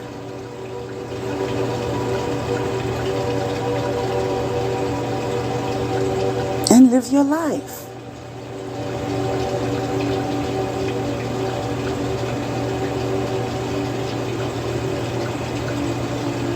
I do not need a family in that part of my life.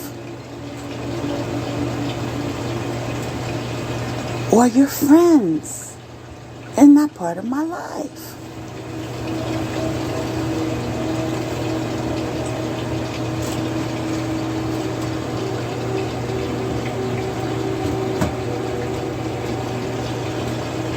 I'm just thinking mental illness. That's the only thing I could think of.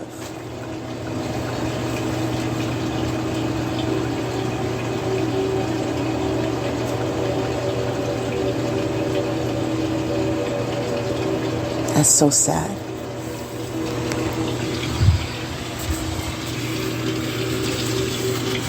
Again, I am not disrespecting anybody's decision to engage any way you want or don't want. The title was Compatibility.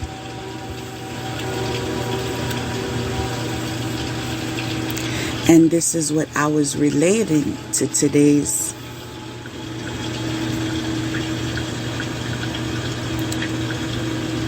episode.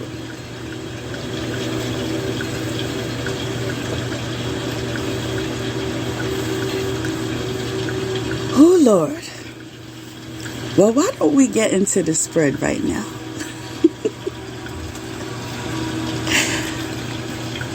The first card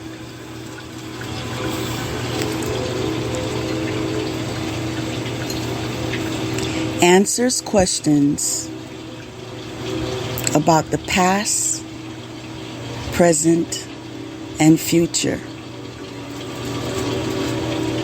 Gives dignities. Grants favor. Faithful servant.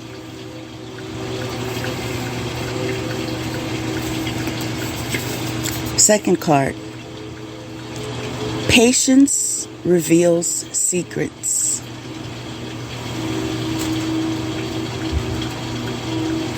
Spreads knowledge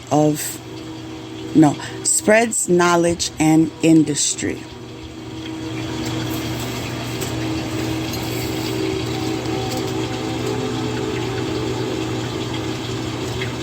Nunde, truth. So the two previous cards are truthful. Answers questions about the past, present, and future. And I find that this card can relate to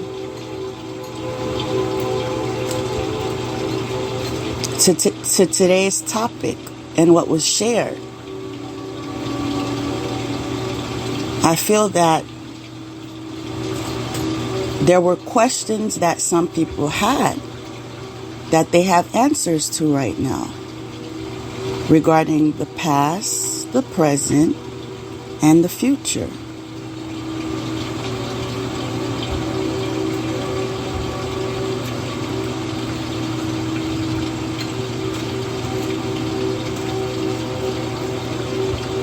And yes, it's true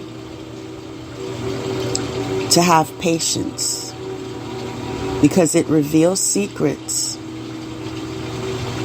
spreads knowledge and industry. Following that, healing chaos.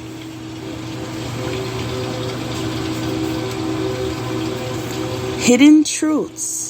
Something unknown. You see, there's something I wanted to avoid, but the cards aren't letting me. Hidden truths. If you are in a commitment and you're not being honest as what you identify as, that is in relation to a hidden truth. Confirmation. Timely confirmation. That is in relation to hidden truths. Right? And it could lead to chaos. So the fact that it says truth, then it says healing chaos. So truth is what heals chaos. Right?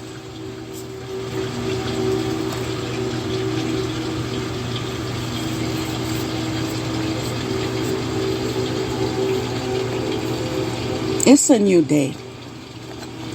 People have different understanding. I feel the best approach is to get to know someone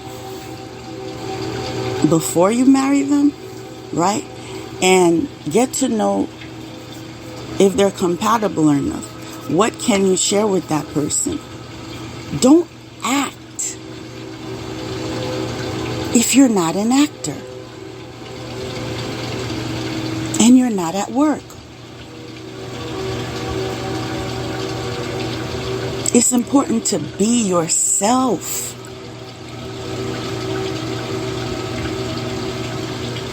These are the things that we do that cause self-sabotage.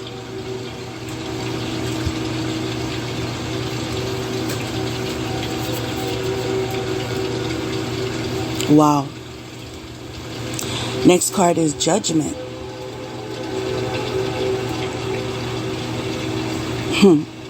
Distributes promotions and high offices.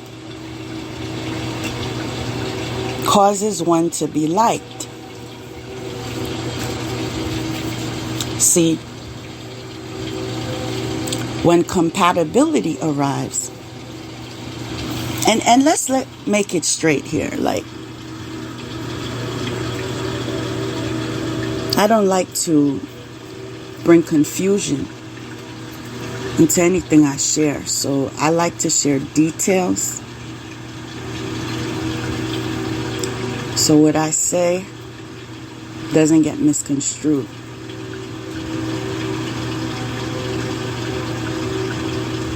Compatibility,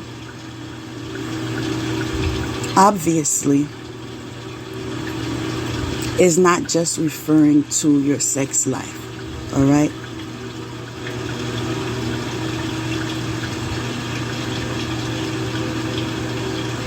Is this person a companion to you? Is this person a friend?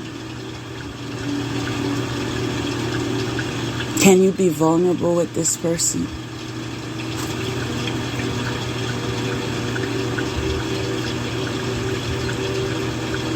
Will this person kick you while you're down emotionally?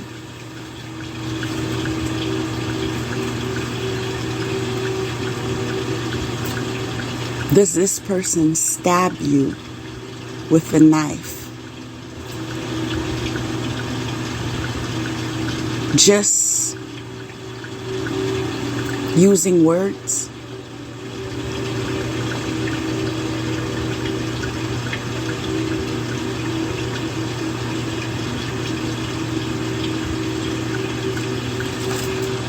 In consideration of all these things, you will be able to decipher, yeah, this person is compatible, or no, they are not.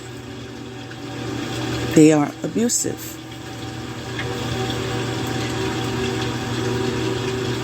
And this is why sometimes an ending occurs.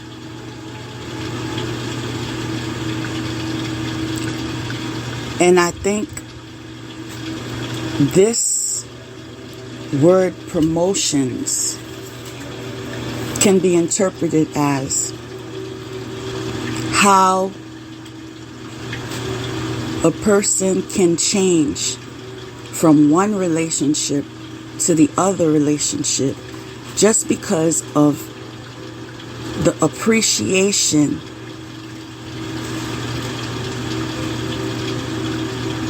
that is being displayed, the encouragement, the love, the care, the understanding, the protection, the loyalty, the commitment. Of course, you will cater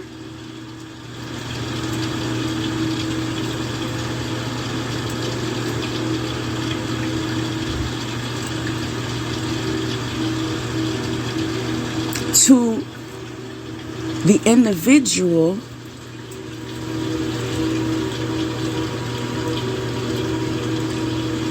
well, I prefer not to use individual, because if we're speaking about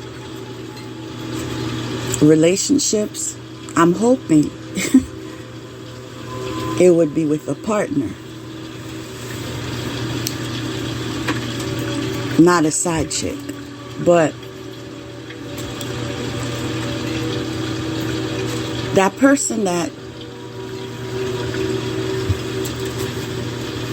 is your life partner, or your wife, or whatever the case,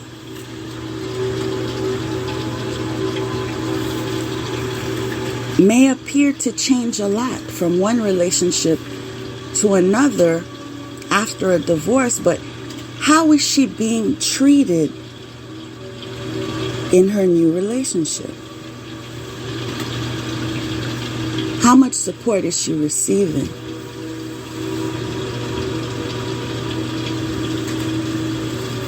How secure does she feel?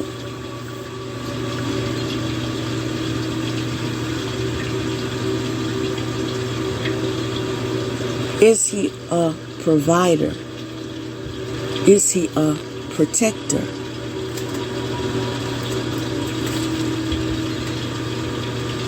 These things mean something to most people.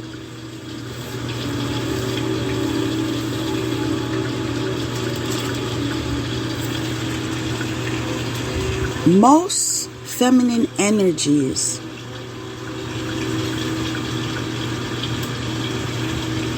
can be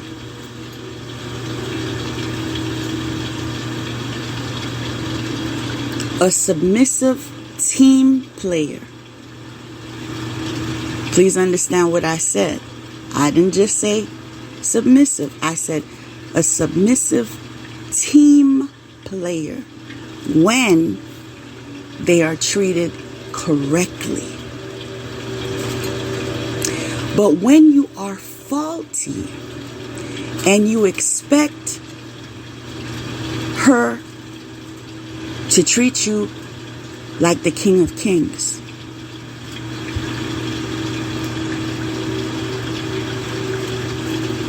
you will get a rude awakening.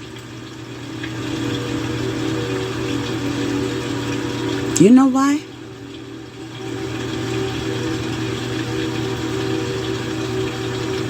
Chances are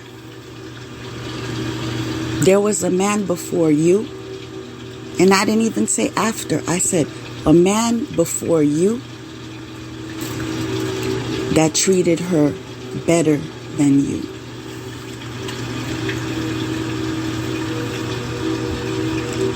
And that is what puts you in facts. Because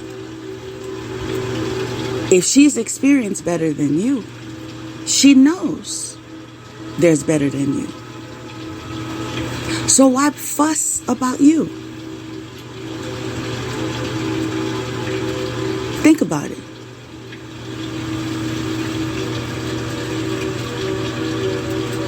You cannot show up in any kind of way and expect that you will be respected. You must be in the energy of respect to get respect. When you want to be respected as a masculine energy, how are you displaying masculine energy? How are you standing in masculine energy? I shouldn't have to tell you to protect me. I shouldn't have to tell you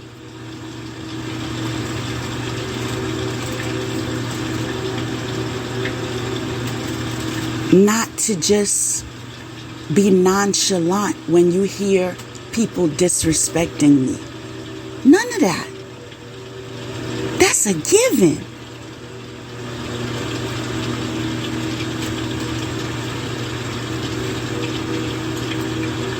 And once you lose respect, I don't really think you'll ever get it back.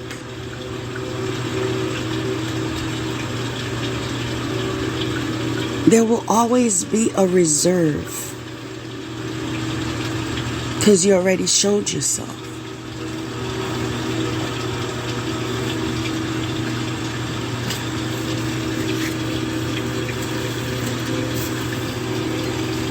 Obedience causes harmony and peace, calms anger. Obedience is being able to communicate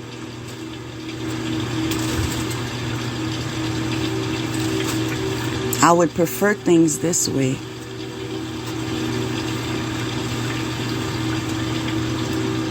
And at least seeing some efforts being made.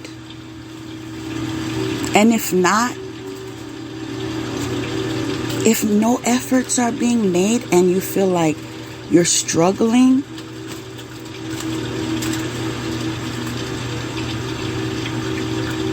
with what you're being asked to do, just you communicating, I didn't forget what we talked about. I'm having a struggle doing that. Can you give me any ideas that may help me? Or I know I asked you yesterday and you said I could do this, but this didn't work. So do you have any more ideas? Just the fact that you're not neglecting it, that you're validating it, that you're showing you want to put effort towards it.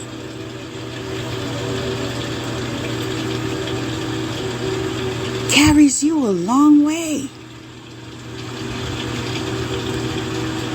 But when it goes in one ear and come out the other,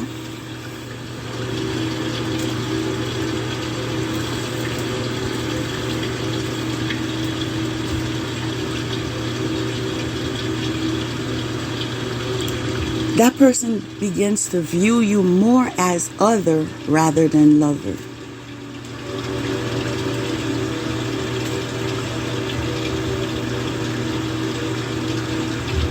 Because there's no satisfaction.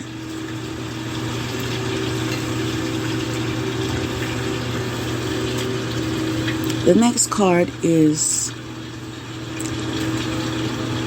the Sun, and it's just basically a couple that is very happy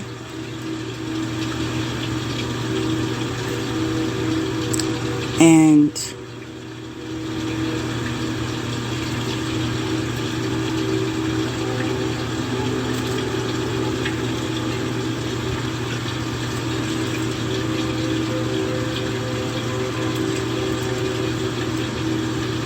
showing each other how they love each other.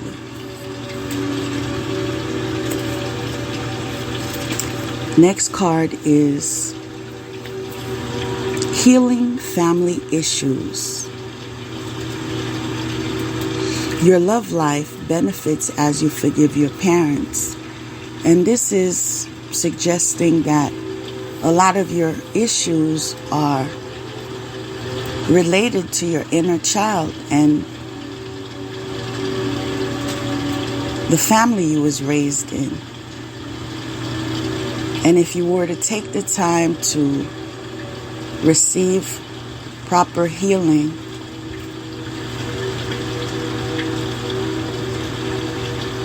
it would assist you with emotional intelligence.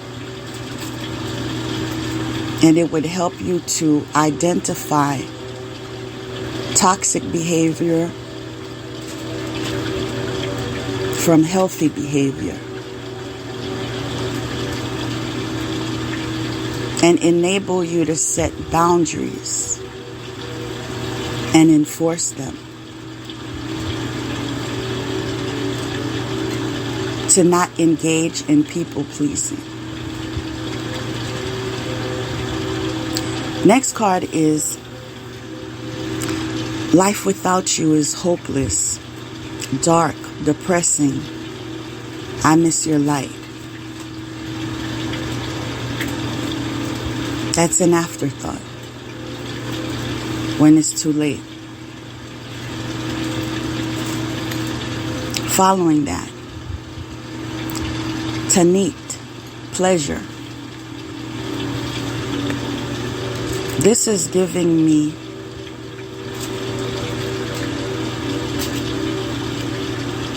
the energy of one person saying life without you is hopeless, dark, and depressing. I miss your light. They're talking about one thing, but thinking about another thing. They're thinking about pleasure and talking about something else. So this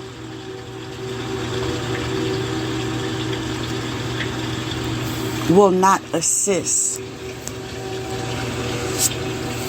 in making things better, because if you're saying one thing and focused on the other thing, then we're not meeting. That might have gone over some heads, but I feel the person that's supposed to understand will understand, or the people rather that are supposed to understand will understand. Because one thing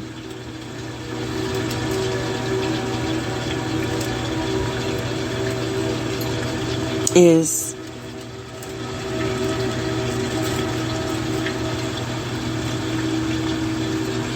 they are different subjects, right? Life without you is hopeless, dark, and depressing. I miss your light. And all of a sudden is pleasure. It's not like connecting. It's not connecting. And it will be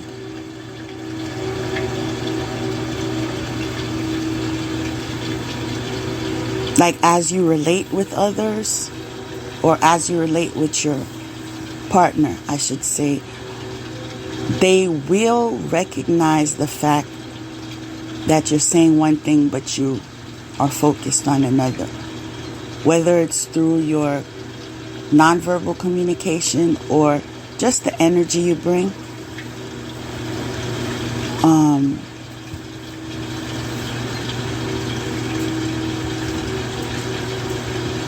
And that won't help much. Following that is delight.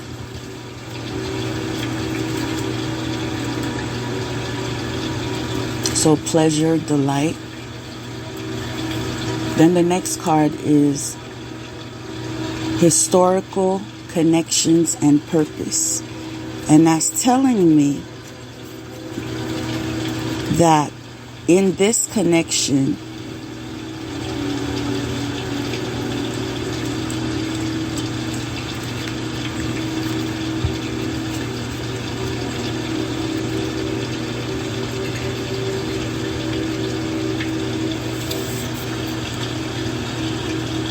I should rephrase that, because as I made the statement that my life without you is hopeless and pleasure being something else, those were signs of dissatisfaction, not forward movement. So the fact that after pleasure it says delight, that's referring pleasure in another, because the lack of compatibility, not being able to respect each other's needs and desires. neglecting each other's needs and desires. So pleasure would be experienced elsewhere, and so would delight. And in that, it says historical connections and purpose. I believe that pleasurable, delightful union would multiply.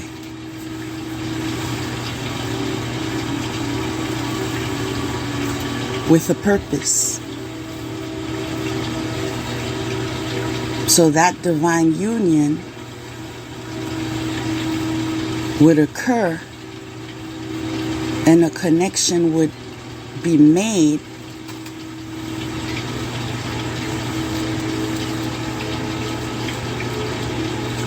to fulfill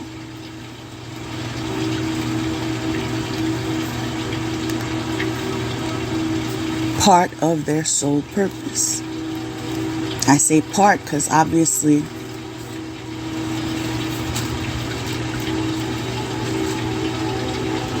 we offer more than multiplying. Well, some of us. I should say some of us, right?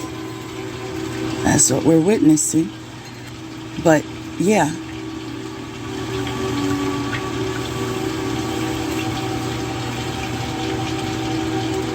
Some people, when they birth someone, that child has a great future. You know, that life is a moment of history, will be recognized as a moment in history that changed things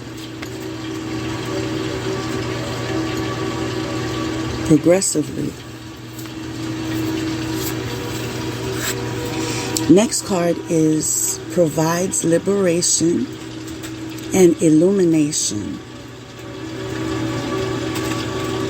Incites jealousy and envy. Fountain of wisdom. Gives success in all ventures.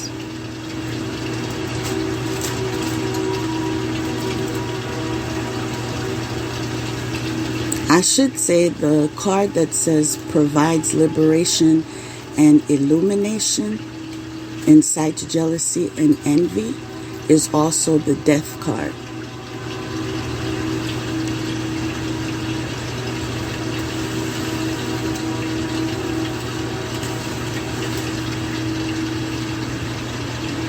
So that's telling me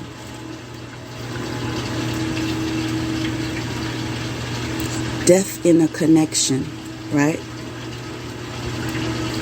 Death in a connection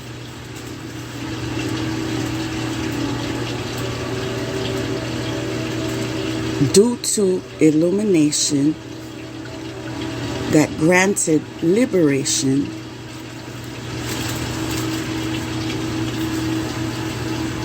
and you exiting that connection incites jealousy and envy.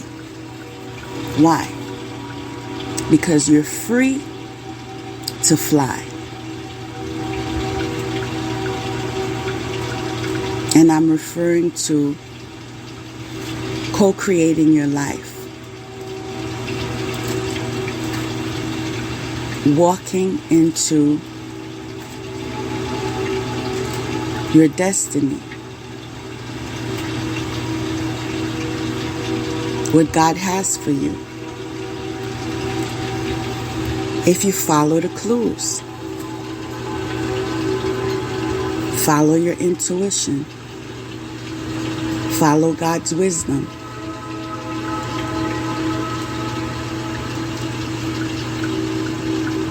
Respect each other. Love each other. Make effort towards the things that matter. Bring balance into your lives. The clues are being given to you, but are you listening? Being respectful, not being abusive. Breaking generational curses. The next card is I can't talk to you right now. That's telling me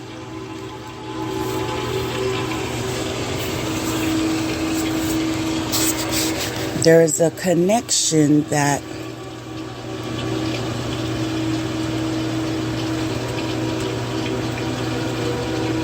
has dissolved because of toxicity.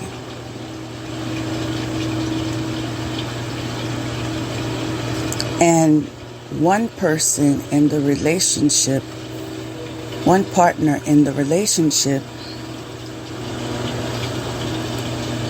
released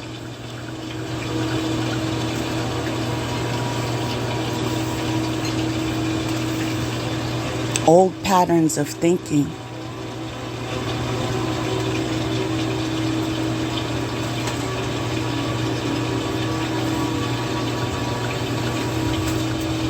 And walked into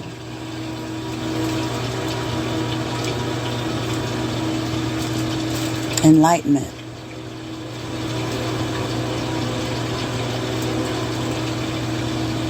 Next card is Oracle.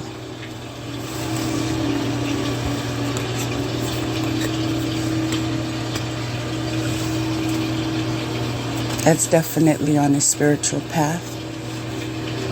Following that is your eternal spirit, higher self, sacred intuition.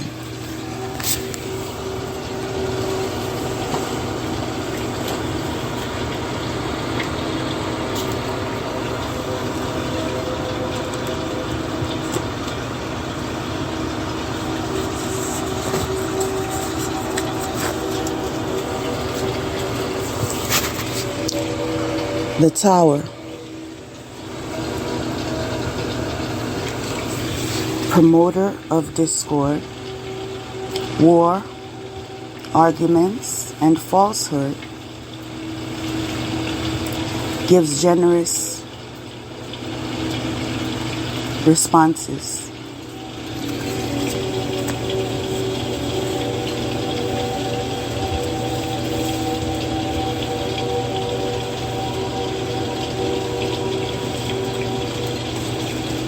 Intellectual richness.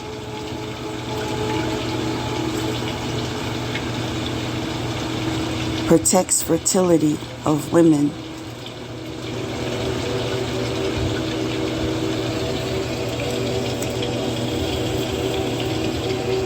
Following that, conflict. Confusion. So the conflict is in relation to confusion. Due to the many choices. Past, known, unknown, perhaps, maybe, future, all leading to uncertainty.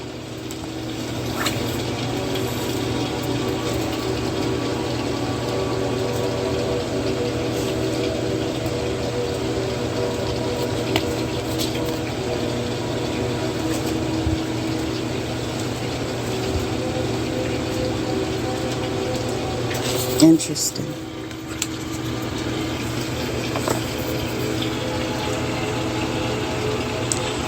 Teaches logic, ethics, and the value of herbs and stones. Helps one to be intelligent and long-lived. Can recover lost items and find treasures.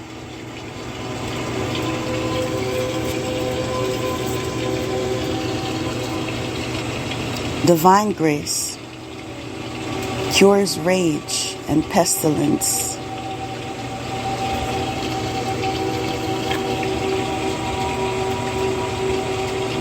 Evolution, birthing the new.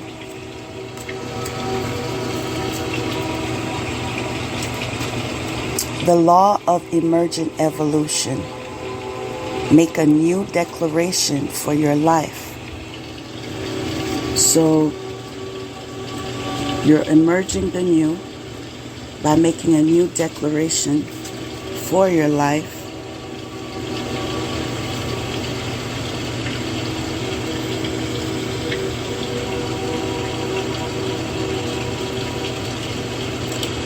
And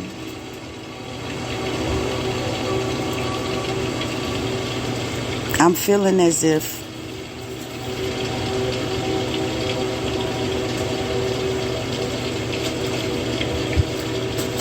there's someone taking time to learn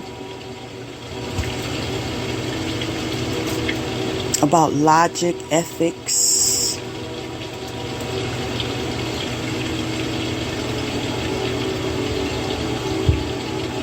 herbs and stones, learning things about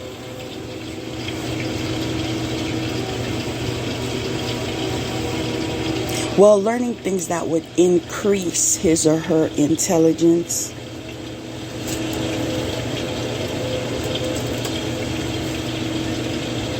And when it says recover lost items, that could be recover lost parts of self that you could have suppressed due to trauma,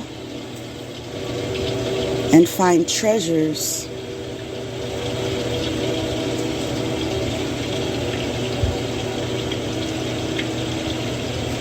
as you embark in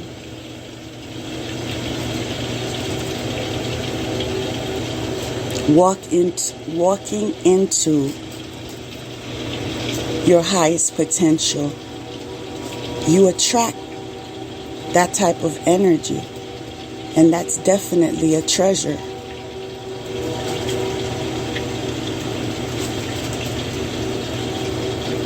You should learn to treasure your partner because they are valuable.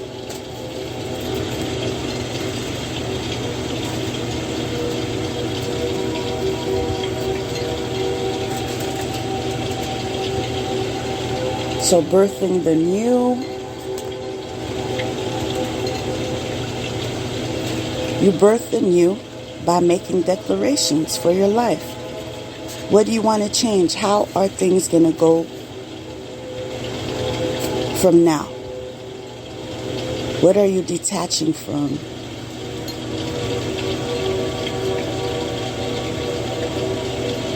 Up from the depths. Releasing difficulty. Wow, I said, what are you detaching from? And this says, up from the depths, releasing difficulty.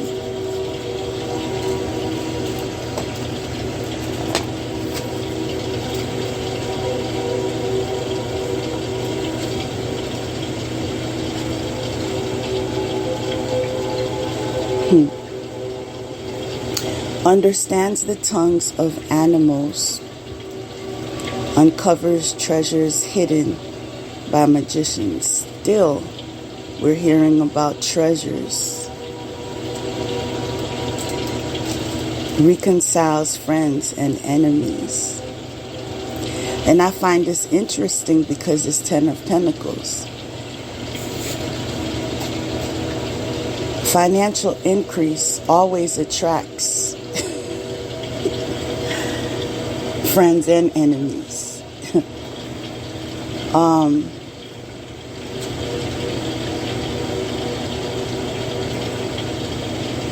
Treasures hidden by magicians.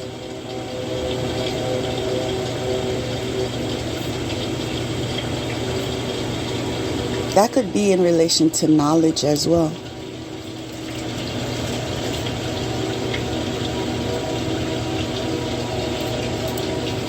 How can one successfully manifest high vibrationally?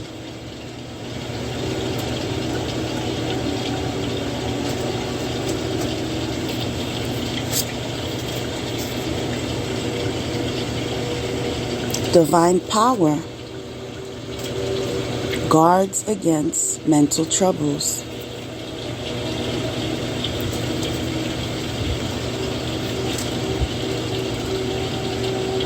That could be in relation to stress.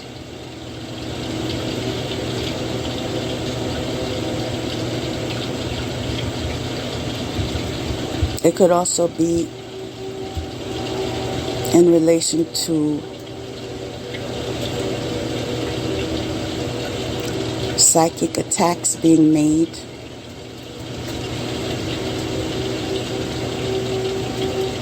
By way of a magician, a dark magician.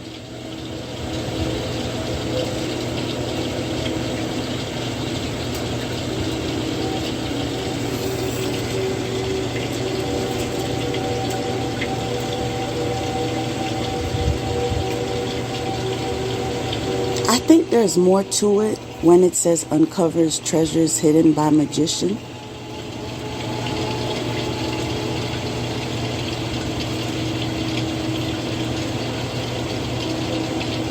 Because I just made the comment, dark magician. And a dark magician and a light, a magician in the light would have different treasures.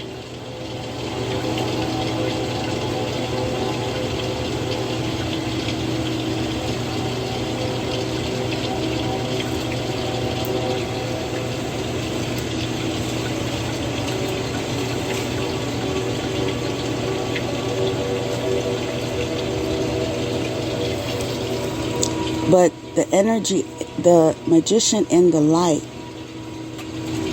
would be receiving divine power without the need of sacrificing his or her soul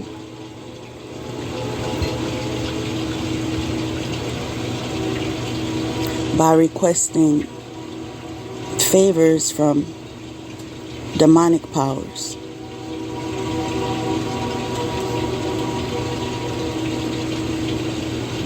When you seek assistance from divine power, it's stress-free.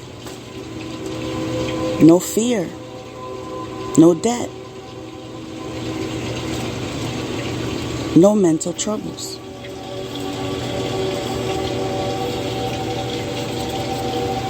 In fact, the next card is Tree of Life. Conception. Life gets better, not worse, when you align yourself to God and what He calls you to do. Following that, the law of non-attachment, let go, release, and allow miracles. Yes, there are times you would have tried your best to stay committed, but it was a toxic relationship, and God saw you deserving of something much greater. In those circumstances, He can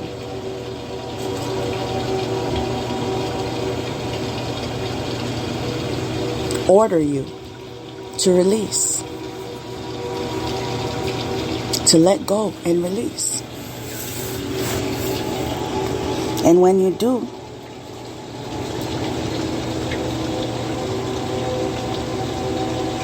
He provides miracles.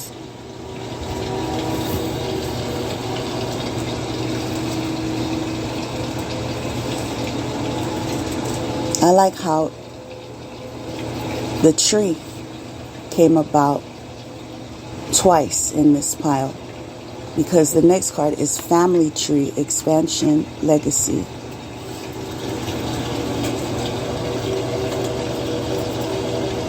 Okay, now, in relation to what? Miracles. The law of non-attachment. And on that card, the law of non-attachment is a key.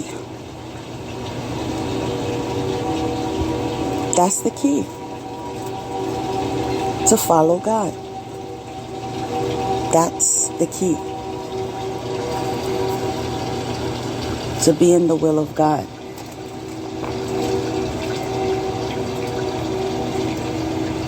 Following that,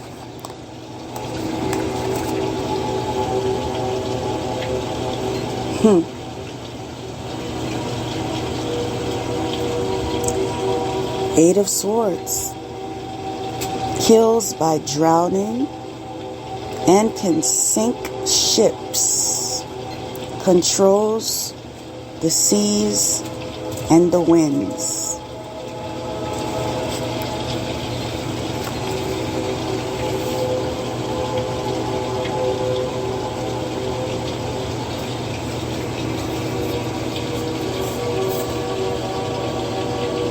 Ace of Pentacles. Divine blessings drives away evil spirits. So that's telling me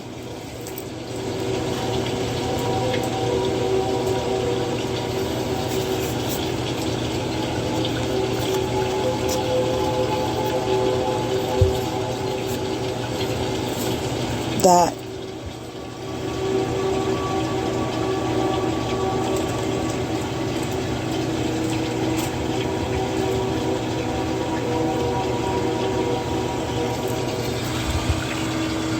sometimes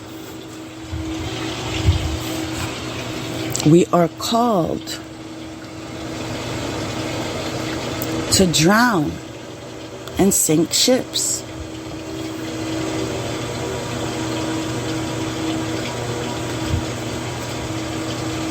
Because they were built on lies and have stolen merchandise.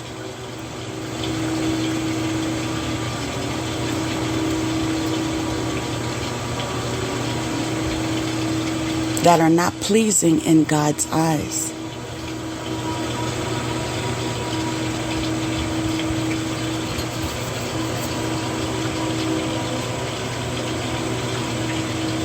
And in God there's power.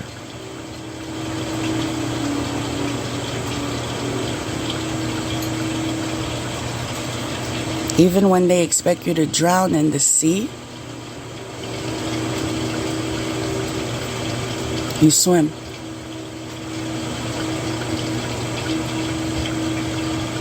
And they expect you to get lost in the wind, you fly.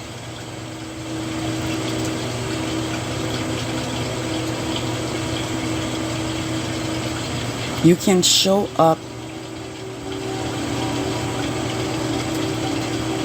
in the energy you need to be in.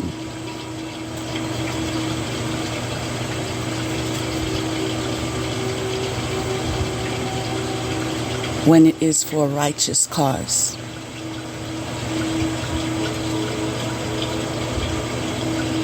In fact, divine blessings will follow you. And you will drive away evil spirits. Next card is abundance. This is confirming what I just said. See, it's after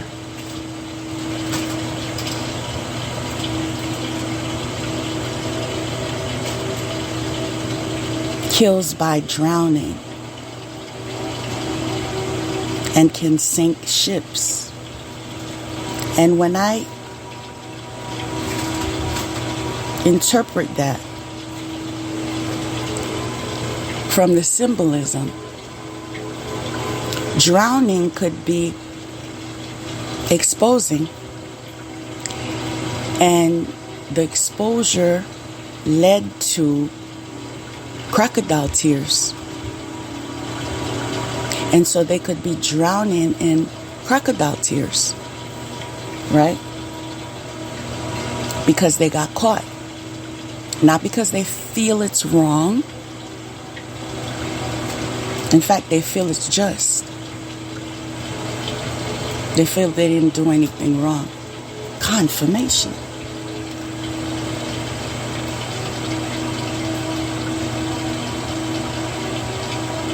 It's a spiritual war. And as much as we want to just say love and light, and as much as love and light is beautiful,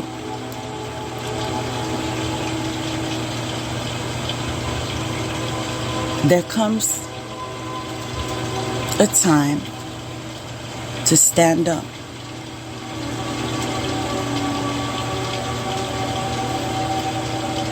When you're at war.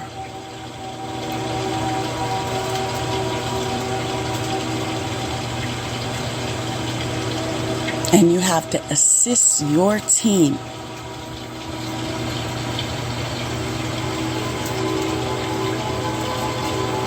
in maintaining the lead. So, by the direction of God, by the assistance of the angels, because as much as we want to think angels just sing beautiful hymns and fly around, they're also angels that are dedicated to fight for us, to defend us, to protect us, to save us, right? And sometimes fighting might lead to drowning.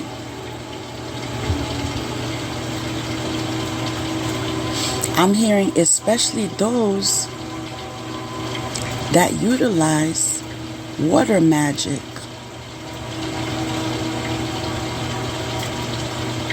for dark manifestations. So the water that you were planning to drown a child of God in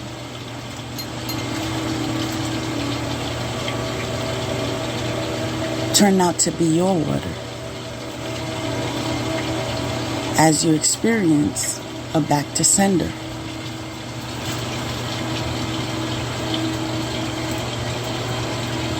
And I believe that is how kills by drowning and can sink ships is conducted. Back to sender.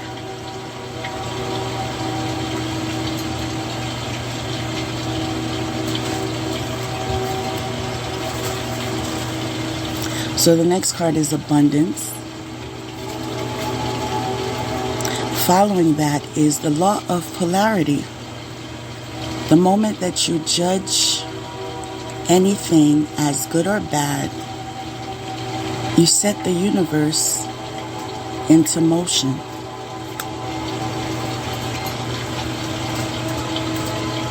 Currents of emotion, uncontrolled feelings.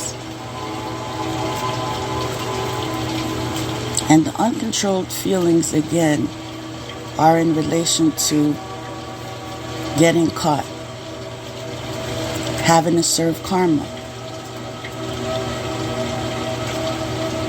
not receiving what expecting theft would offer.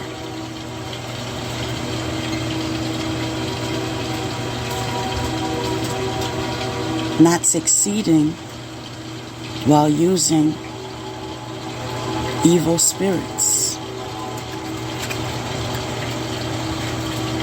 That led to uncontrolled feelings. Accepting that God is in control and that everything else is a joke. If you are not aligned with God, do not expect to win.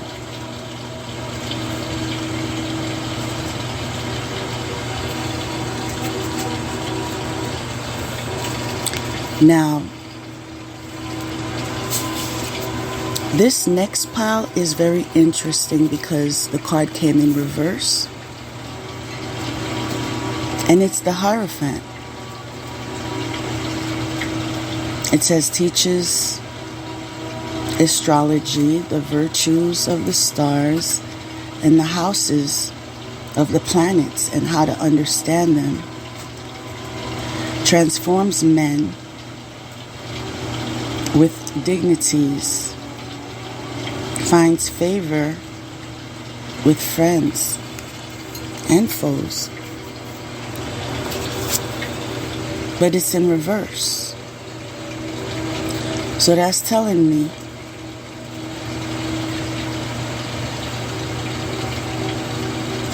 this Hierophant is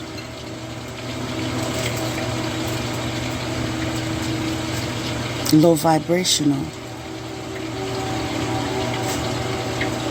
and not teaching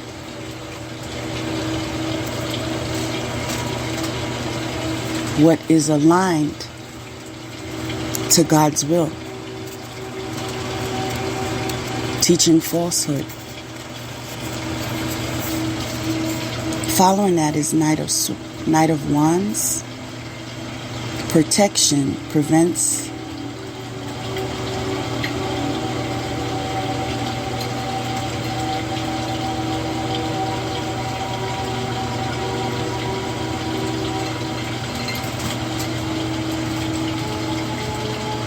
saves exiles.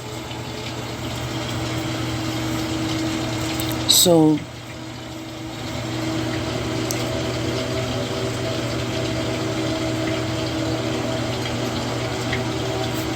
the false teachings, the low vibrational, dark, energetic teaching,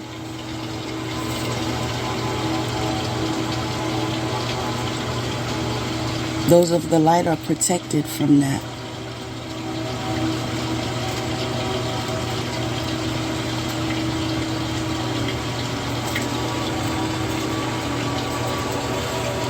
Now,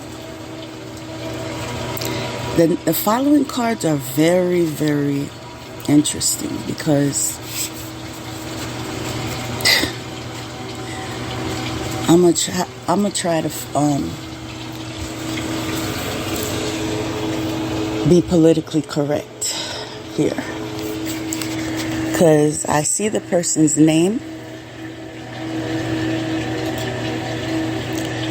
but I'll just describe the person instead. This person is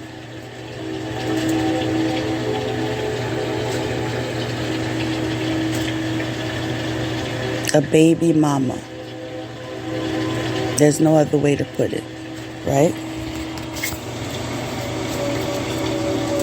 Or a mother of a child. So, a baby mama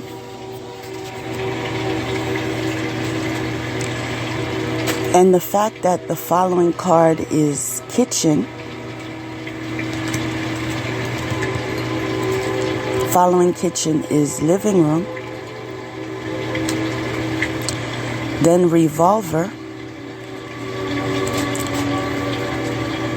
Then candlestick. Then sword.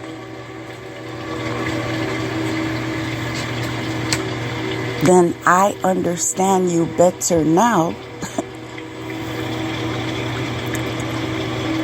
Due to the weapons and the candlestick suggesting candle magic. The kitchen suggesting kitchen magic.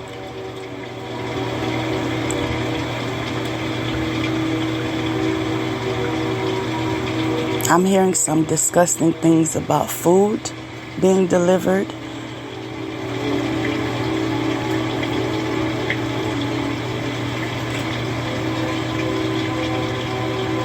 Disgusting things.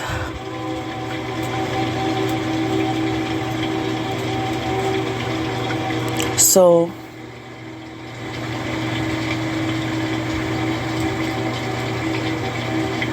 the revolver,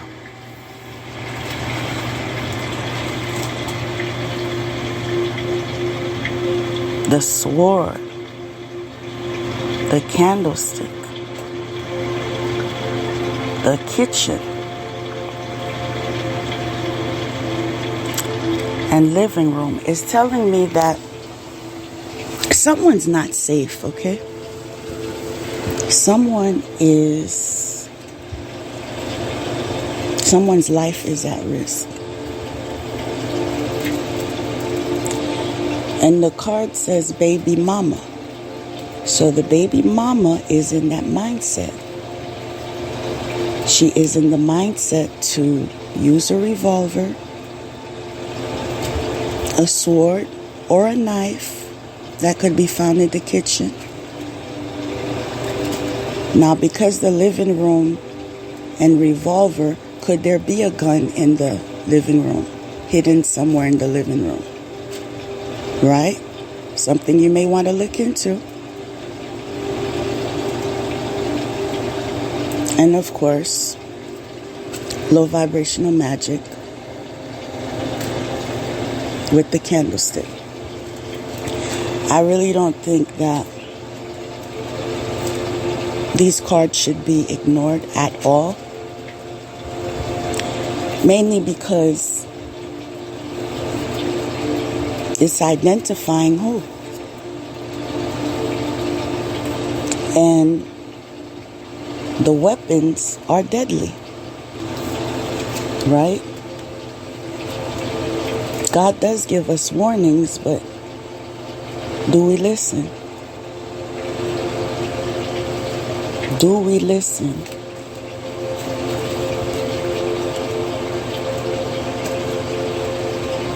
I'm hearing save yourselves. All right? So, we're going to end right there.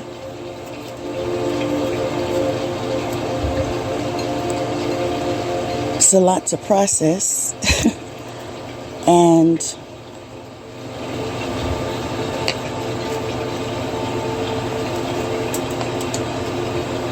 I'm encouraging you to meditate and to communicate with God more often. Continue bonding with your spirit team, your angels, and your ancestors. And remain in a positive mindset. Work on self-development.